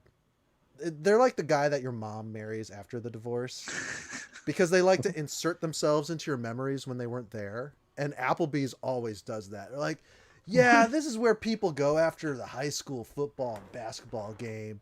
You met your first love here. It's like, bitch, you've been here since like 2006. Like, no, you are not a part of my history. Get the fuck out of here. Who are you? Sorry for the cursing, but I feel very strongly against Applebee's. Cool. Like, you know, just who the fuck? I know some of these Applebee's turn into like nightclubs after. Like They have after to. the dark. It's weird. Like I don't think of it that way, but I guess some of them they do. The one in Riverside doesn't. So the least I don't cool like casual dining franchise was TGI Fridays. Yeah. Hands down. They have flair with their bartenders. They have fucking really good appetizers that like, sorry, never ending appetizers. Most of those are garbage. The mozzarella sticks. There was someone that stayed all day, like an author, a writer. And they were like, okay, I'm going to stay for as long as Apple or TGI Fridays opens and we'll get the never ending platter of mozzarella sticks and I'm going to document it. And the first thing they said is like, I didn't even think to prepare myself. What if they taste awful? And she takes it and she dips it in the marinara sauce. And she takes her first bite. She's like, oh my God, I had made a horrible mistake. What? And then she's like, look, I took up the table and I told them ahead of time, I'm tipping you $20 now, $20 when you switch shifts. And I'm going to pay my bill and then buy another never ending mozzarella stick and just see how long and how many I can eat. It was like a $10 special or something. I don't know, man. If it's got bread and it's got cheese and it's fried, I can Yeah. probably eat it. It's gonna be good to me, unless it's burnt. No, but there's like really cheaply made cheese, the type that doesn't melt, or there's like really sour tasting breadcrumbs. Red Lobster, never ending shrimp. You want to hurt yourself. Fettuccine Alfredo, fried shrimp. Yeah, it's pretty terrible. Applebee's had really good specials on drinks, but they were never. Again, this is my neighborhood Applebee's. Yours is probably dope. I mean, the fact that it's a nightclub just speaks volumes about how they pivoted. That wasn't that's not mine. My girlfriend went to one in like Northern California where it was like that. I don't think that happens in mine. I could be wrong. I don't go that often. Yeah, like you said, the quesadilla burger. It's better than it sounds. Gosh. Yeah, it's good. It's really good. I almost wanted to name this Bad Bachelors, but you have a girlfriend, so you can't really do that. Pretty good. Or Bachelor Batch. So, but I don't know. Well, I mean, once the Bad Batch ends, we gotta still talk about we are renaming it to the Bedford Forest statue where Face history melts. lives. Yeah, face melts. They look like Psychonauts. The Psychonauts character. It's just Psychonauts characters. They have those big Teletubby heads, right? Yeah. Did you see what the statue looks like? Uh-uh. Yeah, you should look it up. The guy, he looks crazy. Why? I mean, I guess maybe it's accurate. yeah, that's just how that was the fashion at the time. Is to, I don't know. I think calling him crazy might cut him some slack. So right. Well, I mean, that's what you want. Okay, so that's what he looks like, and that's his picture. There's a girl. She didn't know when photography was invented. She's like 1920. It's like A little before that. 18. Okay, if there's a picture of Nathan Bedford Forrest, that's 1800s, dude. 1821 is when he was born. So yeah, I have to look that up. He does have a crazy looking face, though. It's pretty standard. It's just like you said about the beard. You know, how do you manage that when all you have is like a dull Bowie knife from skinning a deer?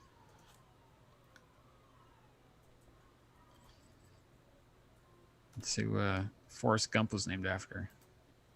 This guy. Oh my god! It looks like Don Quixote. It's like, Why is his tongue sticking out? Oh, that's just his beard, but it looks like a tongue.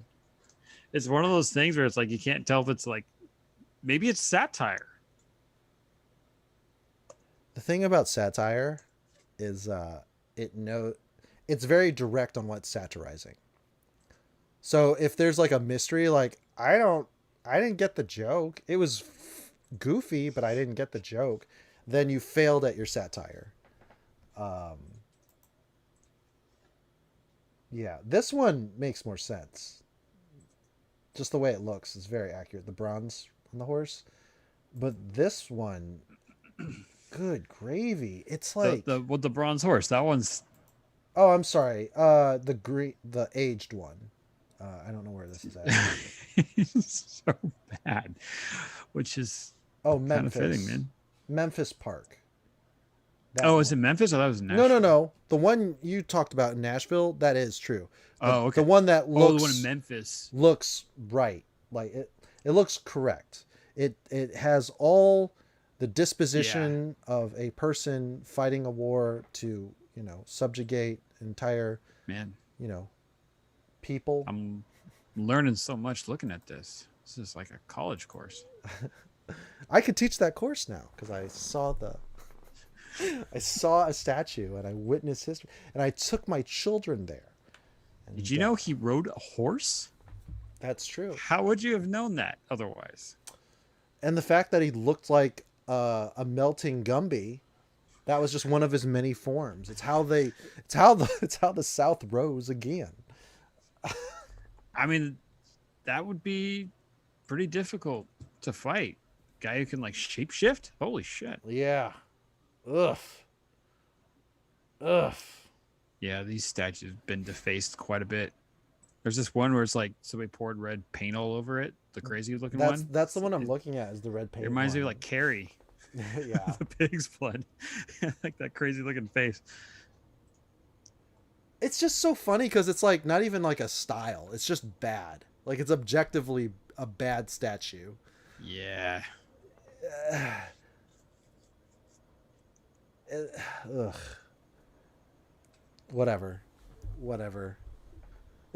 Keep your racist monuments. I still got my fast signs, Gosh, 1998. That shit was built in 1998. They need to make an analog in Star Wars just like this. Where it's... Oh, yeah. Well, no, the Acolyte's before that. So maybe that's what the Acolyte's going to be about.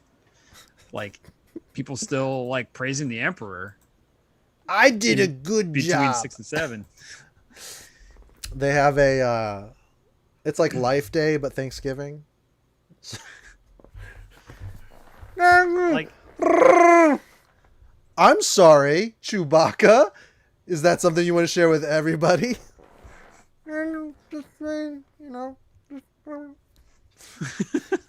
Fine. It's awkward for me. have you ever watched the holiday special? Bits and pieces. I've sat down to watch it twice, and I'm like, I cannot watch this shit anymore. I've it's always watching other people react to it because they do a good recap.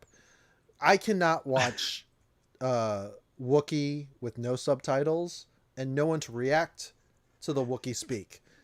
For 30 minutes. for 30 minutes. And then the grandpa watching VR porn. Yeah. What the hell?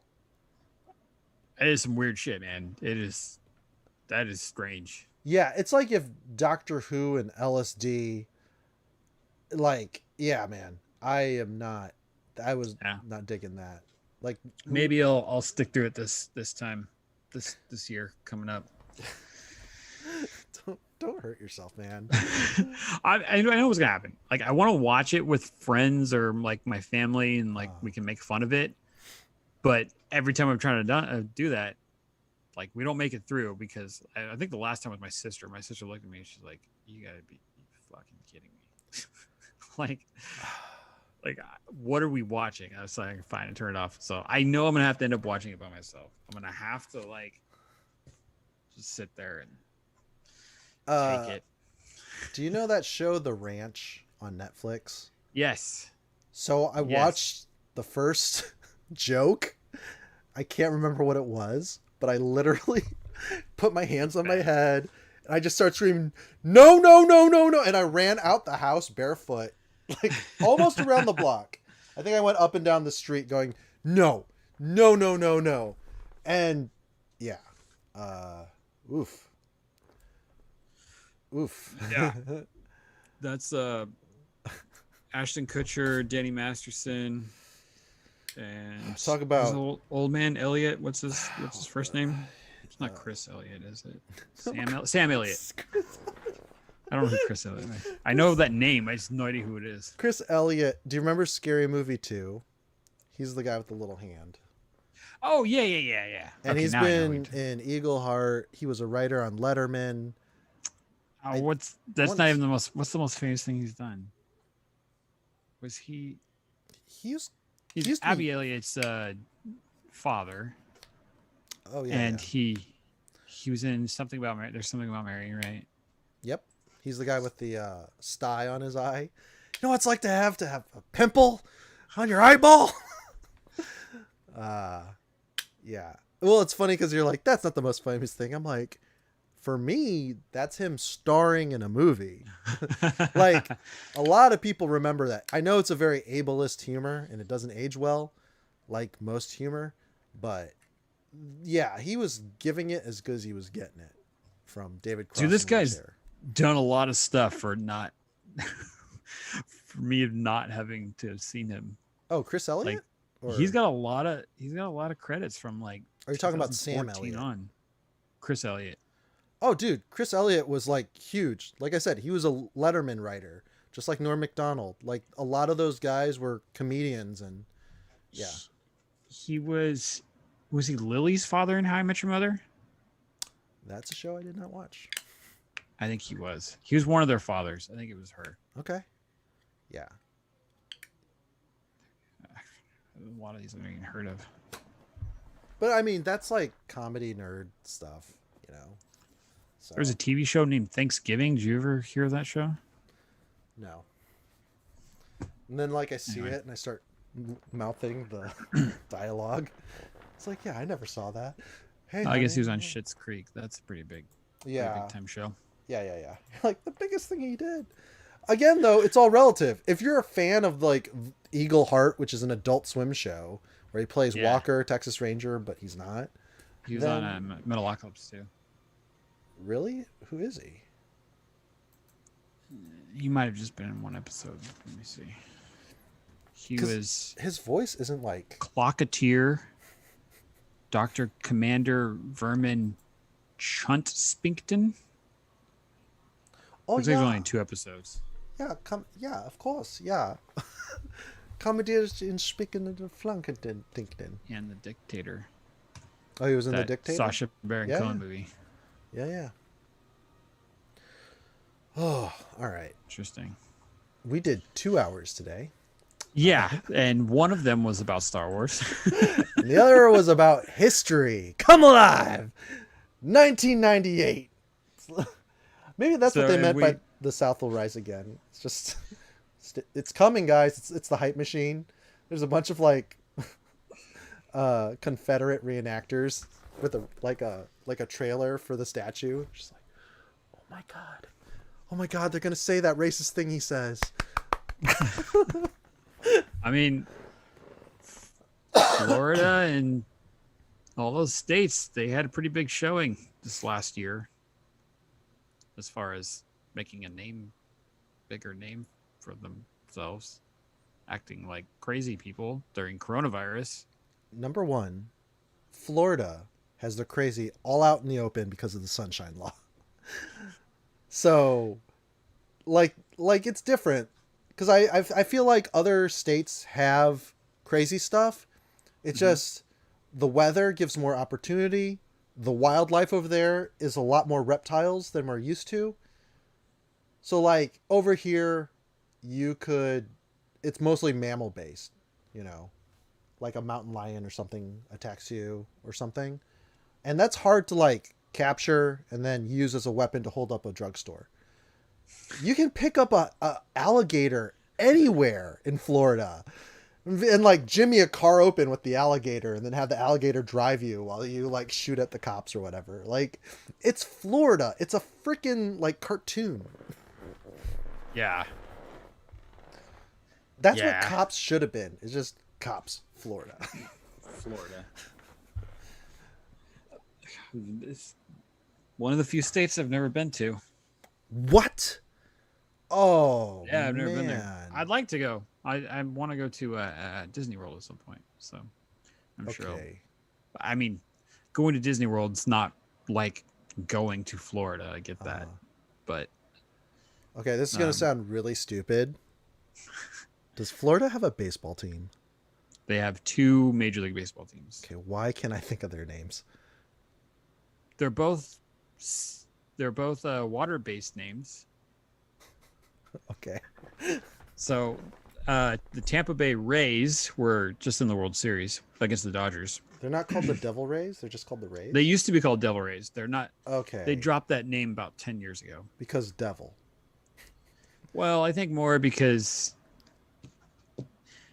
I guess it's just they were always called them the Rays anyway, and they thought Devil Rays sounded like comical and silly, so they dropped it. Just call them the Rays now. Except there's the Manta Ray and the Devil Ray, and they are I think Devil Ray is cool. They are 2 different types of animals. The Manta Ray is amazing. It doesn't sting. It's wide as fuck, and they're like super peaceful. The Devil Ray, there's the Stingray, right? Is the Devil Ray a Stingray? I don't know if it's a separate animal or not. Maybe it's Devil. Maybe it's not. Yeah. Devil Ray. Hey folks, who cares about Star Wars? We need to talk about Florida Major League Baseball teams that Paul doesn't know about. Yeah, Devil Rays. Large body fish, man. I don't know. Well, and then the Miami team is called the Marlins. Oh, duh. Why can't I think of the Marlins? So Florida has 2 teams in every sport except for the NFL. They have 3. Right. The Buccaneers.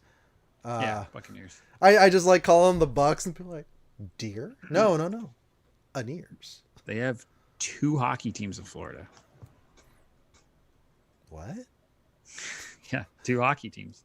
The Florida Panthers, because apparently there are Panthers in Florida. I didn't know that until like this week. I thought it was just what? Like, they just There's picked Panthers? a weird name. Yeah, there's Panthers in Florida. Okay, so we're just gonna assume Florida has all animals that yeah were probably supposed to be in a zoo, and then they just weren't.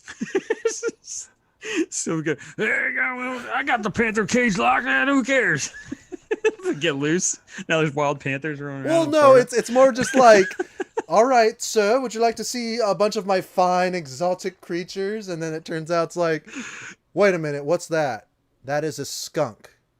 It smells funny. I want it. What of these panthers? Why, they're a fine apex predator from their origins. No. Skunk me up, bro. Yeah. That's funny. That's so scary, too. Yeah. And they got the Tampa Bay Lightning. So 2020, the Tampa Bay Lightning won the Stanley Cup. They won the Tampa Bay Buccaneers won the Super Bowl, and the Tampa Bay Rays were in the World Series but lost to the Dodgers. And those are the that's Tampa Bay's 3 teams, and all 3 of them went to the championship series or game Wow. in 1 year. That's crazy. Congratulations. You are now at the bottom of the draft pick for next year. All in 1 year, all for one state. It'd be funny if it was all one owner. It's like, Oh, and the basketball, the Lakers. So Tampa Bay doesn't have a basketball team, but the Miami Heat was played against the Lakers in 2020. that's true. So it's like 3 from Tampa Bay and 1 other Florida team made it to the championship round. You know what it is? It's I wish this was true because they obviously import their talent, but it would be like survival of the fittest just makes it. Like it's just so hard to live in Florida. all the rookies just don't make it to practice. That's just whoever survives. Partying in Miami. Yeah. Yeah. I bet if you're on the Jacksonville Jaguars, there's not much going on. Maybe they made a non-addictive cocaine. And it's just a drug enhancing, but it's, you know, it doesn't show up on tests. You got a good cycling factor. That's a lot of ice, man. Yeah, I don't know, but like it is kind of dumb to be like, oh wow, it's not cold where they have the hockey team, so how could they be going out of the hockey? It's like, well, it's indoors and there's a ton of other factors. We've figured out climate control a while ago. Yeah. No, you know what? That's a common thing. A lot of people say that they're mad. A lot of people get mad that there's a team in Phoenix, team in Las Vegas. When they were doing the Las Vegas team a couple years ago, people were like about to boycott hockey for not putting in second team in Toronto. I'm like, look, do you understand? Like, they're trying to grow, and the way you grow is to get into markets where you don't already have fans. Right. So you have to, you know, expand your fan base. So you go to places where they don't play hockey. Well, and the other part is too, is like in the off season, you can rent it out to other high schools, tap their athlete pool, and then now you've given more opportunities to pursue said sport, you know. Because who knows? Maybe everything is like Cool Runnings. Just a bunch of Jamaicans, you know. Their talents are wasted because they didn't qualify for the Olympics. Head on over to... Yeah, exactly. I mean, I think about that all the time, where people are like, you know, because like lately the whole thing is trans athletes and how it's unfair. And I'm just like, dude, there's so many other factors. Like, I had so many opportunities in high school that other people didn't have. I had a Chinese Olympic diving coach at Notre Dame, and I got to train with him. And then I went to a camp in Bloomington at IU to dive for high school. And it's like they have like bubbles. They also have all the talent that can afford the camp. And they give you one-on-ones. Like, not everybody has that, you know. You can't be like, well, I used to dive in my watering hole. Now I'm an Olympic champion. No, that's not how that works. So, yeah. Anyways. Yeah. The Devil Rays. I should have known. Okay, so here's the thing. I know baseball teams because of collecting baseball cards in 1989. So whatever newer teams, I'm probably not going to know. And some older teams I might bring up that aren't around. The Devil Rays were around. They were a team right when that statue was erected. 98? Yeah. Okay. That actually makes a lot of extra sense then, too. Man. Yeah, and the Marlins were 93 with the Rockies. I remember the Rockies coming in, yeah. The Rays and the Diamondbacks both came in 1998. Oh, yeah, the Diamondbacks. Wow. Wow, it's all coming to me. Yep. Baseball hasn't changed much since then. They had one relocation from Montreal to Washington, D.C. So the Expos became the Nationals in 2005. And it's been the same ever since. Astros switched to the American League from the National League. But that's it. Oh, okay. Wow. I would always bring up the Expos because, like, even as a kid, I was like, do they suck? Is there something wrong with them? Yeah. The one year they were like the best team in baseball, the season ended early because of a strike, and the World Series was canceled. I remember that. Perfect timing. Yeah. Oh, like a bird flying into a ball. Perfect timing. No. Star Wars. Star Wars. Star Wars. Fucking Star Wars, man. Fucking Star Wars. What sucks is I don't have costume quality that matches. So I'll have like a Black Series helmet, but I'll have like a Spirit Halloween, like soft white. Oh, like the mesh Stormtrooper. thing with like the abs are like screen printed. Yes, I also have some of those. My Winter Soldier shirt is just like Yeah. yeah, or a hoodie. I used to have I have a Michelangelo hoodie, and it's just like it's not the same because I have real nunchucks, so it's kind of weird. Hey, little dude, want to see a trick? Happy Well, you're birthday!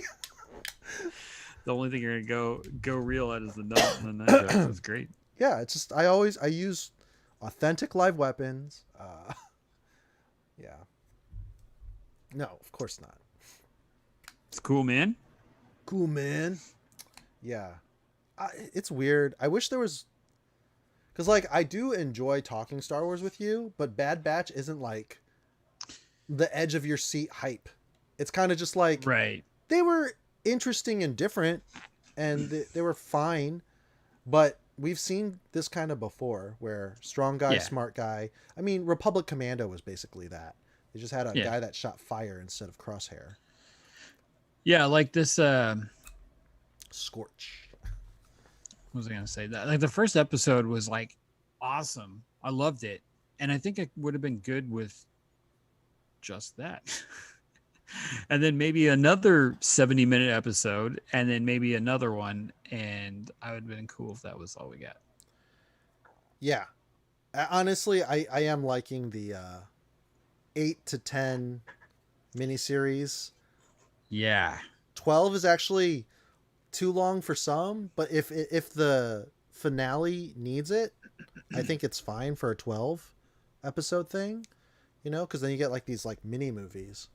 WandaVision was fun. Falcon and the Winter Soldier was fun. yeah, And Mandalorian, it's just the quality was, the music, and it's very simple and very basic, and yet at the same time, that made it more grandiose in some way. So. yeah. Kind of learning to really embrace the less is more, or appreciate the less is more approach. Are you watching the Mighty Ducks show? Wait, there's a Mighty Ducks? Oh, Yeah, there's a Mighty Ducks show on Disney Plus. No. So there's 10 episodes, and like they just the ninth one just debuted, and it's like they could have cut out like 4 episodes. Like there was a whole episode that dealt with like the lead character and his crush, Yeah. like trying to make each other jealous. That was one of the more recent episodes, and like that was the whole episode. I'm like, yeah, I don't need to see 9-year-olds like trying to make each other jealous. So, in the first Mighty Ducks was in the 90s, I'm pretty sure. Yeah, I think they all went through the 90s. Okay, so the first Mighty Ducks is like, it was just, there were so many good kids sports, you know, movies. And then some really cheesy, weird ones like Angels in the Outfield. Which had like a casting director that deserves millions of dollars because Matthew McConaughey was in it, Adrian Right. Brody was in it, Yeah. all those guys. Yeah. Great actors that just, picking up any little project. And the kid that's, oh no. Joseph Gordon-Levitt. I keep conflating The Rookie with Angels in the Outfield because I saw The Rookie in theaters. The kid breaks his Dennis Quaid? arm. Oh, that's Rookie of the Year. Rookie of the Year. Sorry, I gotta say the whole thing. The Rookie is another movie with Okay, Dennis okay. Quaid. Yeah. But yeah, I saw that, and that kid was in American Pie, Yeah. who's dating Yeah, Tara Reid. Mhm.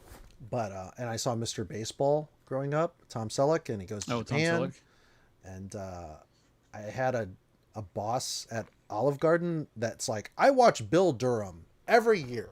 Ah, that's a good movie. Yeah. So yeah, definitely sport.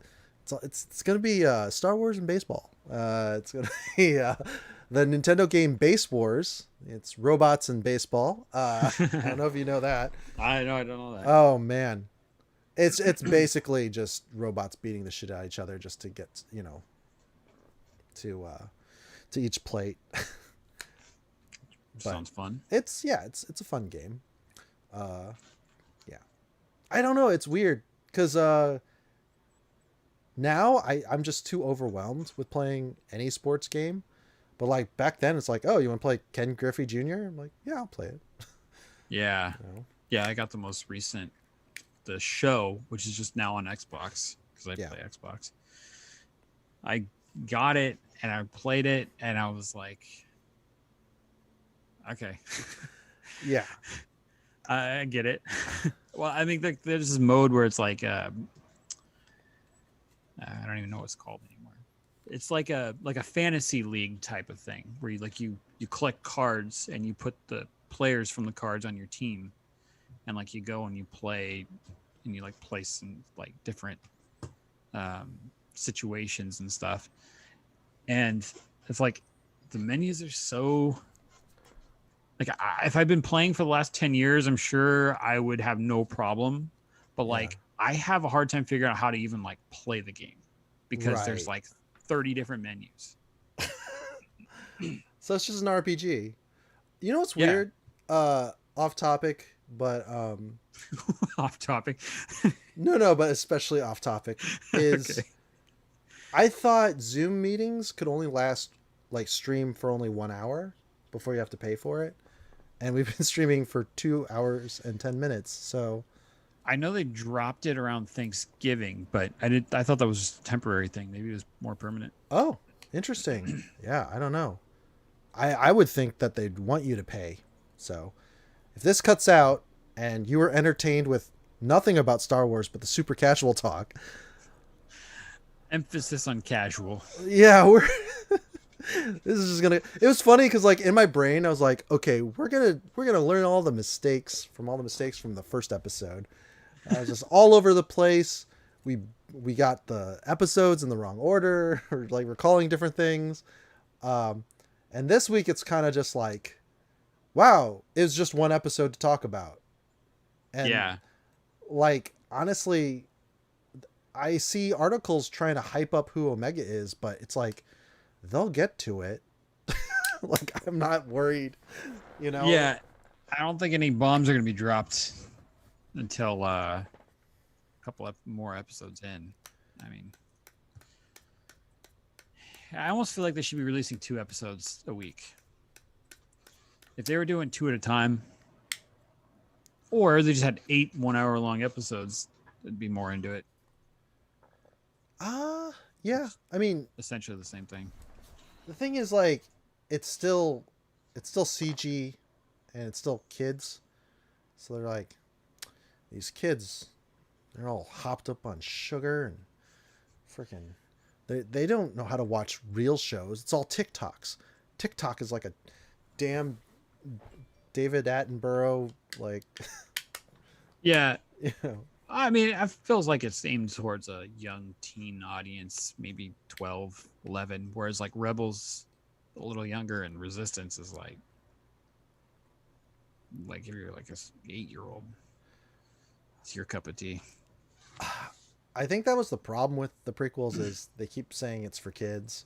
Freddie Prinze, and like that's the problem is you're pandering and kids just like whatever adults like, you know, in a sense. Right. And you could be for kids and have like more complex themes that like there are good children or like movie that's targeted toward children and shows are targeted toward children that are like good. Mm-hmm. Right? Like all these Pixar movies, like obviously they're made with children in mind, but they're good. Yeah. They're not bad. Yeah. They're good movies. It's And, weird. Oh yeah. Yeah. I was gonna say Wreck-It Ralph, even though Yeah. it's about video games, it's about older video games. Yes. So like I'm like, wow, I mean, kids grew up and they're like, oh yeah, it's just Sonic. I don't know. He was for like the Atari. They would not know what an Atari is. It's for like the Right. Xbox 360 or something. But for me it's kind of like, holy smokes, guys. Mortal Kombat is for the Super Nintendo. I don't need to go to the arcade. I can just stay home. There's Yeah, no exactly. blood in this game. I need to go back to the arcade. Killer Instinct just came out. Holy crap. I just cut this guy's head off 7 times in a row. It was awesome. And I would just do that over and over. And there's just like new technologies and new hype. Now it's like, how can I trick a kid into working? Like Fortnite. Okay, guys. Well, here's today's itinerary. Big group meeting. Paul, if you want to get your bonus, you have to collect 500 things of wood. You have to go fishing, and you have to light a campfire, and you'll get your 60,000 XP. And they'll put you at about 1/10 of the way before you get a backpack. So Yep. can you do that that's for it. me? It's just like, what the hell? And I'll do it. I'll be like, I want that backpack. I mean, I'll never use it, but I just want to have it. Yes. Animal Crossing is like that. Oh yeah. Like make 10 friends. We'll give you like- like a poster. You gotta do all this work every day. Ugh. Yeah. Yeah. Like that's what games are, is incentivized with bribes that are just cosmetic or some sort of tie-in. But then they're like, I wonder if they'll cheat the system and just pay us. Just like in real life, you know? Just bribe us and Buy your way through. Yeah, and then you don't have to worry about all those hours you would have wasted. And I see kids and they do that. They're like, Mom, Dad, and they're like, yeah, shut up. Here's $100, and then they buy the season pass. And for me, it's like, if you don't make it worth anything, then for me it gets really boring, like to play these games. So it's the only reason for me to peruse the whole game. But anyways, in hour 3 of the Bad Batch talk, Yeah. I guess we better wrap it up. cut and run that episode. Ah, I see what you did there. That's that's a fucking Applebee's quesadilla burger. Don't knock until you tried it, man. bro, it's. Have you been to Flavortown? No. Have you ever been to Umami City? No. These are fake places. These are not. Oh, okay. I knew you were like, oh, Paul's actually talking about real stuff. No, sometimes I go into bits and I don't let the people know. Are you familiar with Alden's Law? Made it up. It's a test. Taste buddies. Ta- Grab your taste buddies. that sounds vaguely like butt eating. You like to taste booties? No, taste buddies. That's like a sitcom, right? Their Yeah. bosom. Bunch of food Right. critics that live together and hate each other. And then the anti-vaxxer one would be tasteless buddies because they both had COVID, Yeah. and they have to. And here's the base of the show: they can't taste, but their job is food critics, so they basically have to figure out what to say based on the appearance of the food and texture. And it has comical consequences because they're judges on the show Chopped. It Uh-oh. is green and blue. That is. This makes no sense. No, literally, I can't smell anything. It makes no sense. Ho! Bought that from the olfactory. Olfactory senses. Good lord. All right. Yeah. Can't wait to do this live. Let's because like Wednesday, I think I could go to Dimitri's that place for trivia. Yeah, I think I might go. I Yeah. might go this week. Because I would like to have a beer in public. and That'd then be nice. be awkward around people in the flesh. That's a All over saying again. we should not use. I just want to see it in the flesh. What? See what? A Florida panther in the flesh.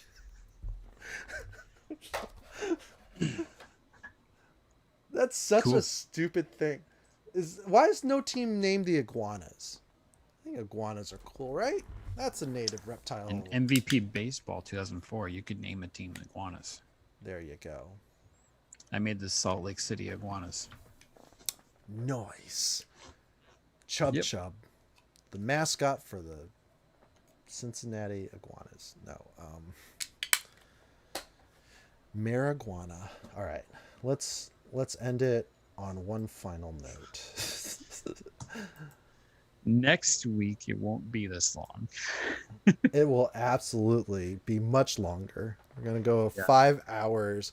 I'm just gonna start showing Google image searching statues of to help you Yeah. kids with your history. You know, because I'm so darn proud that my child is here today, all smart. And... Okay, what about a name for this show, real quick? Let's brainstorm. I think, well, I don't know.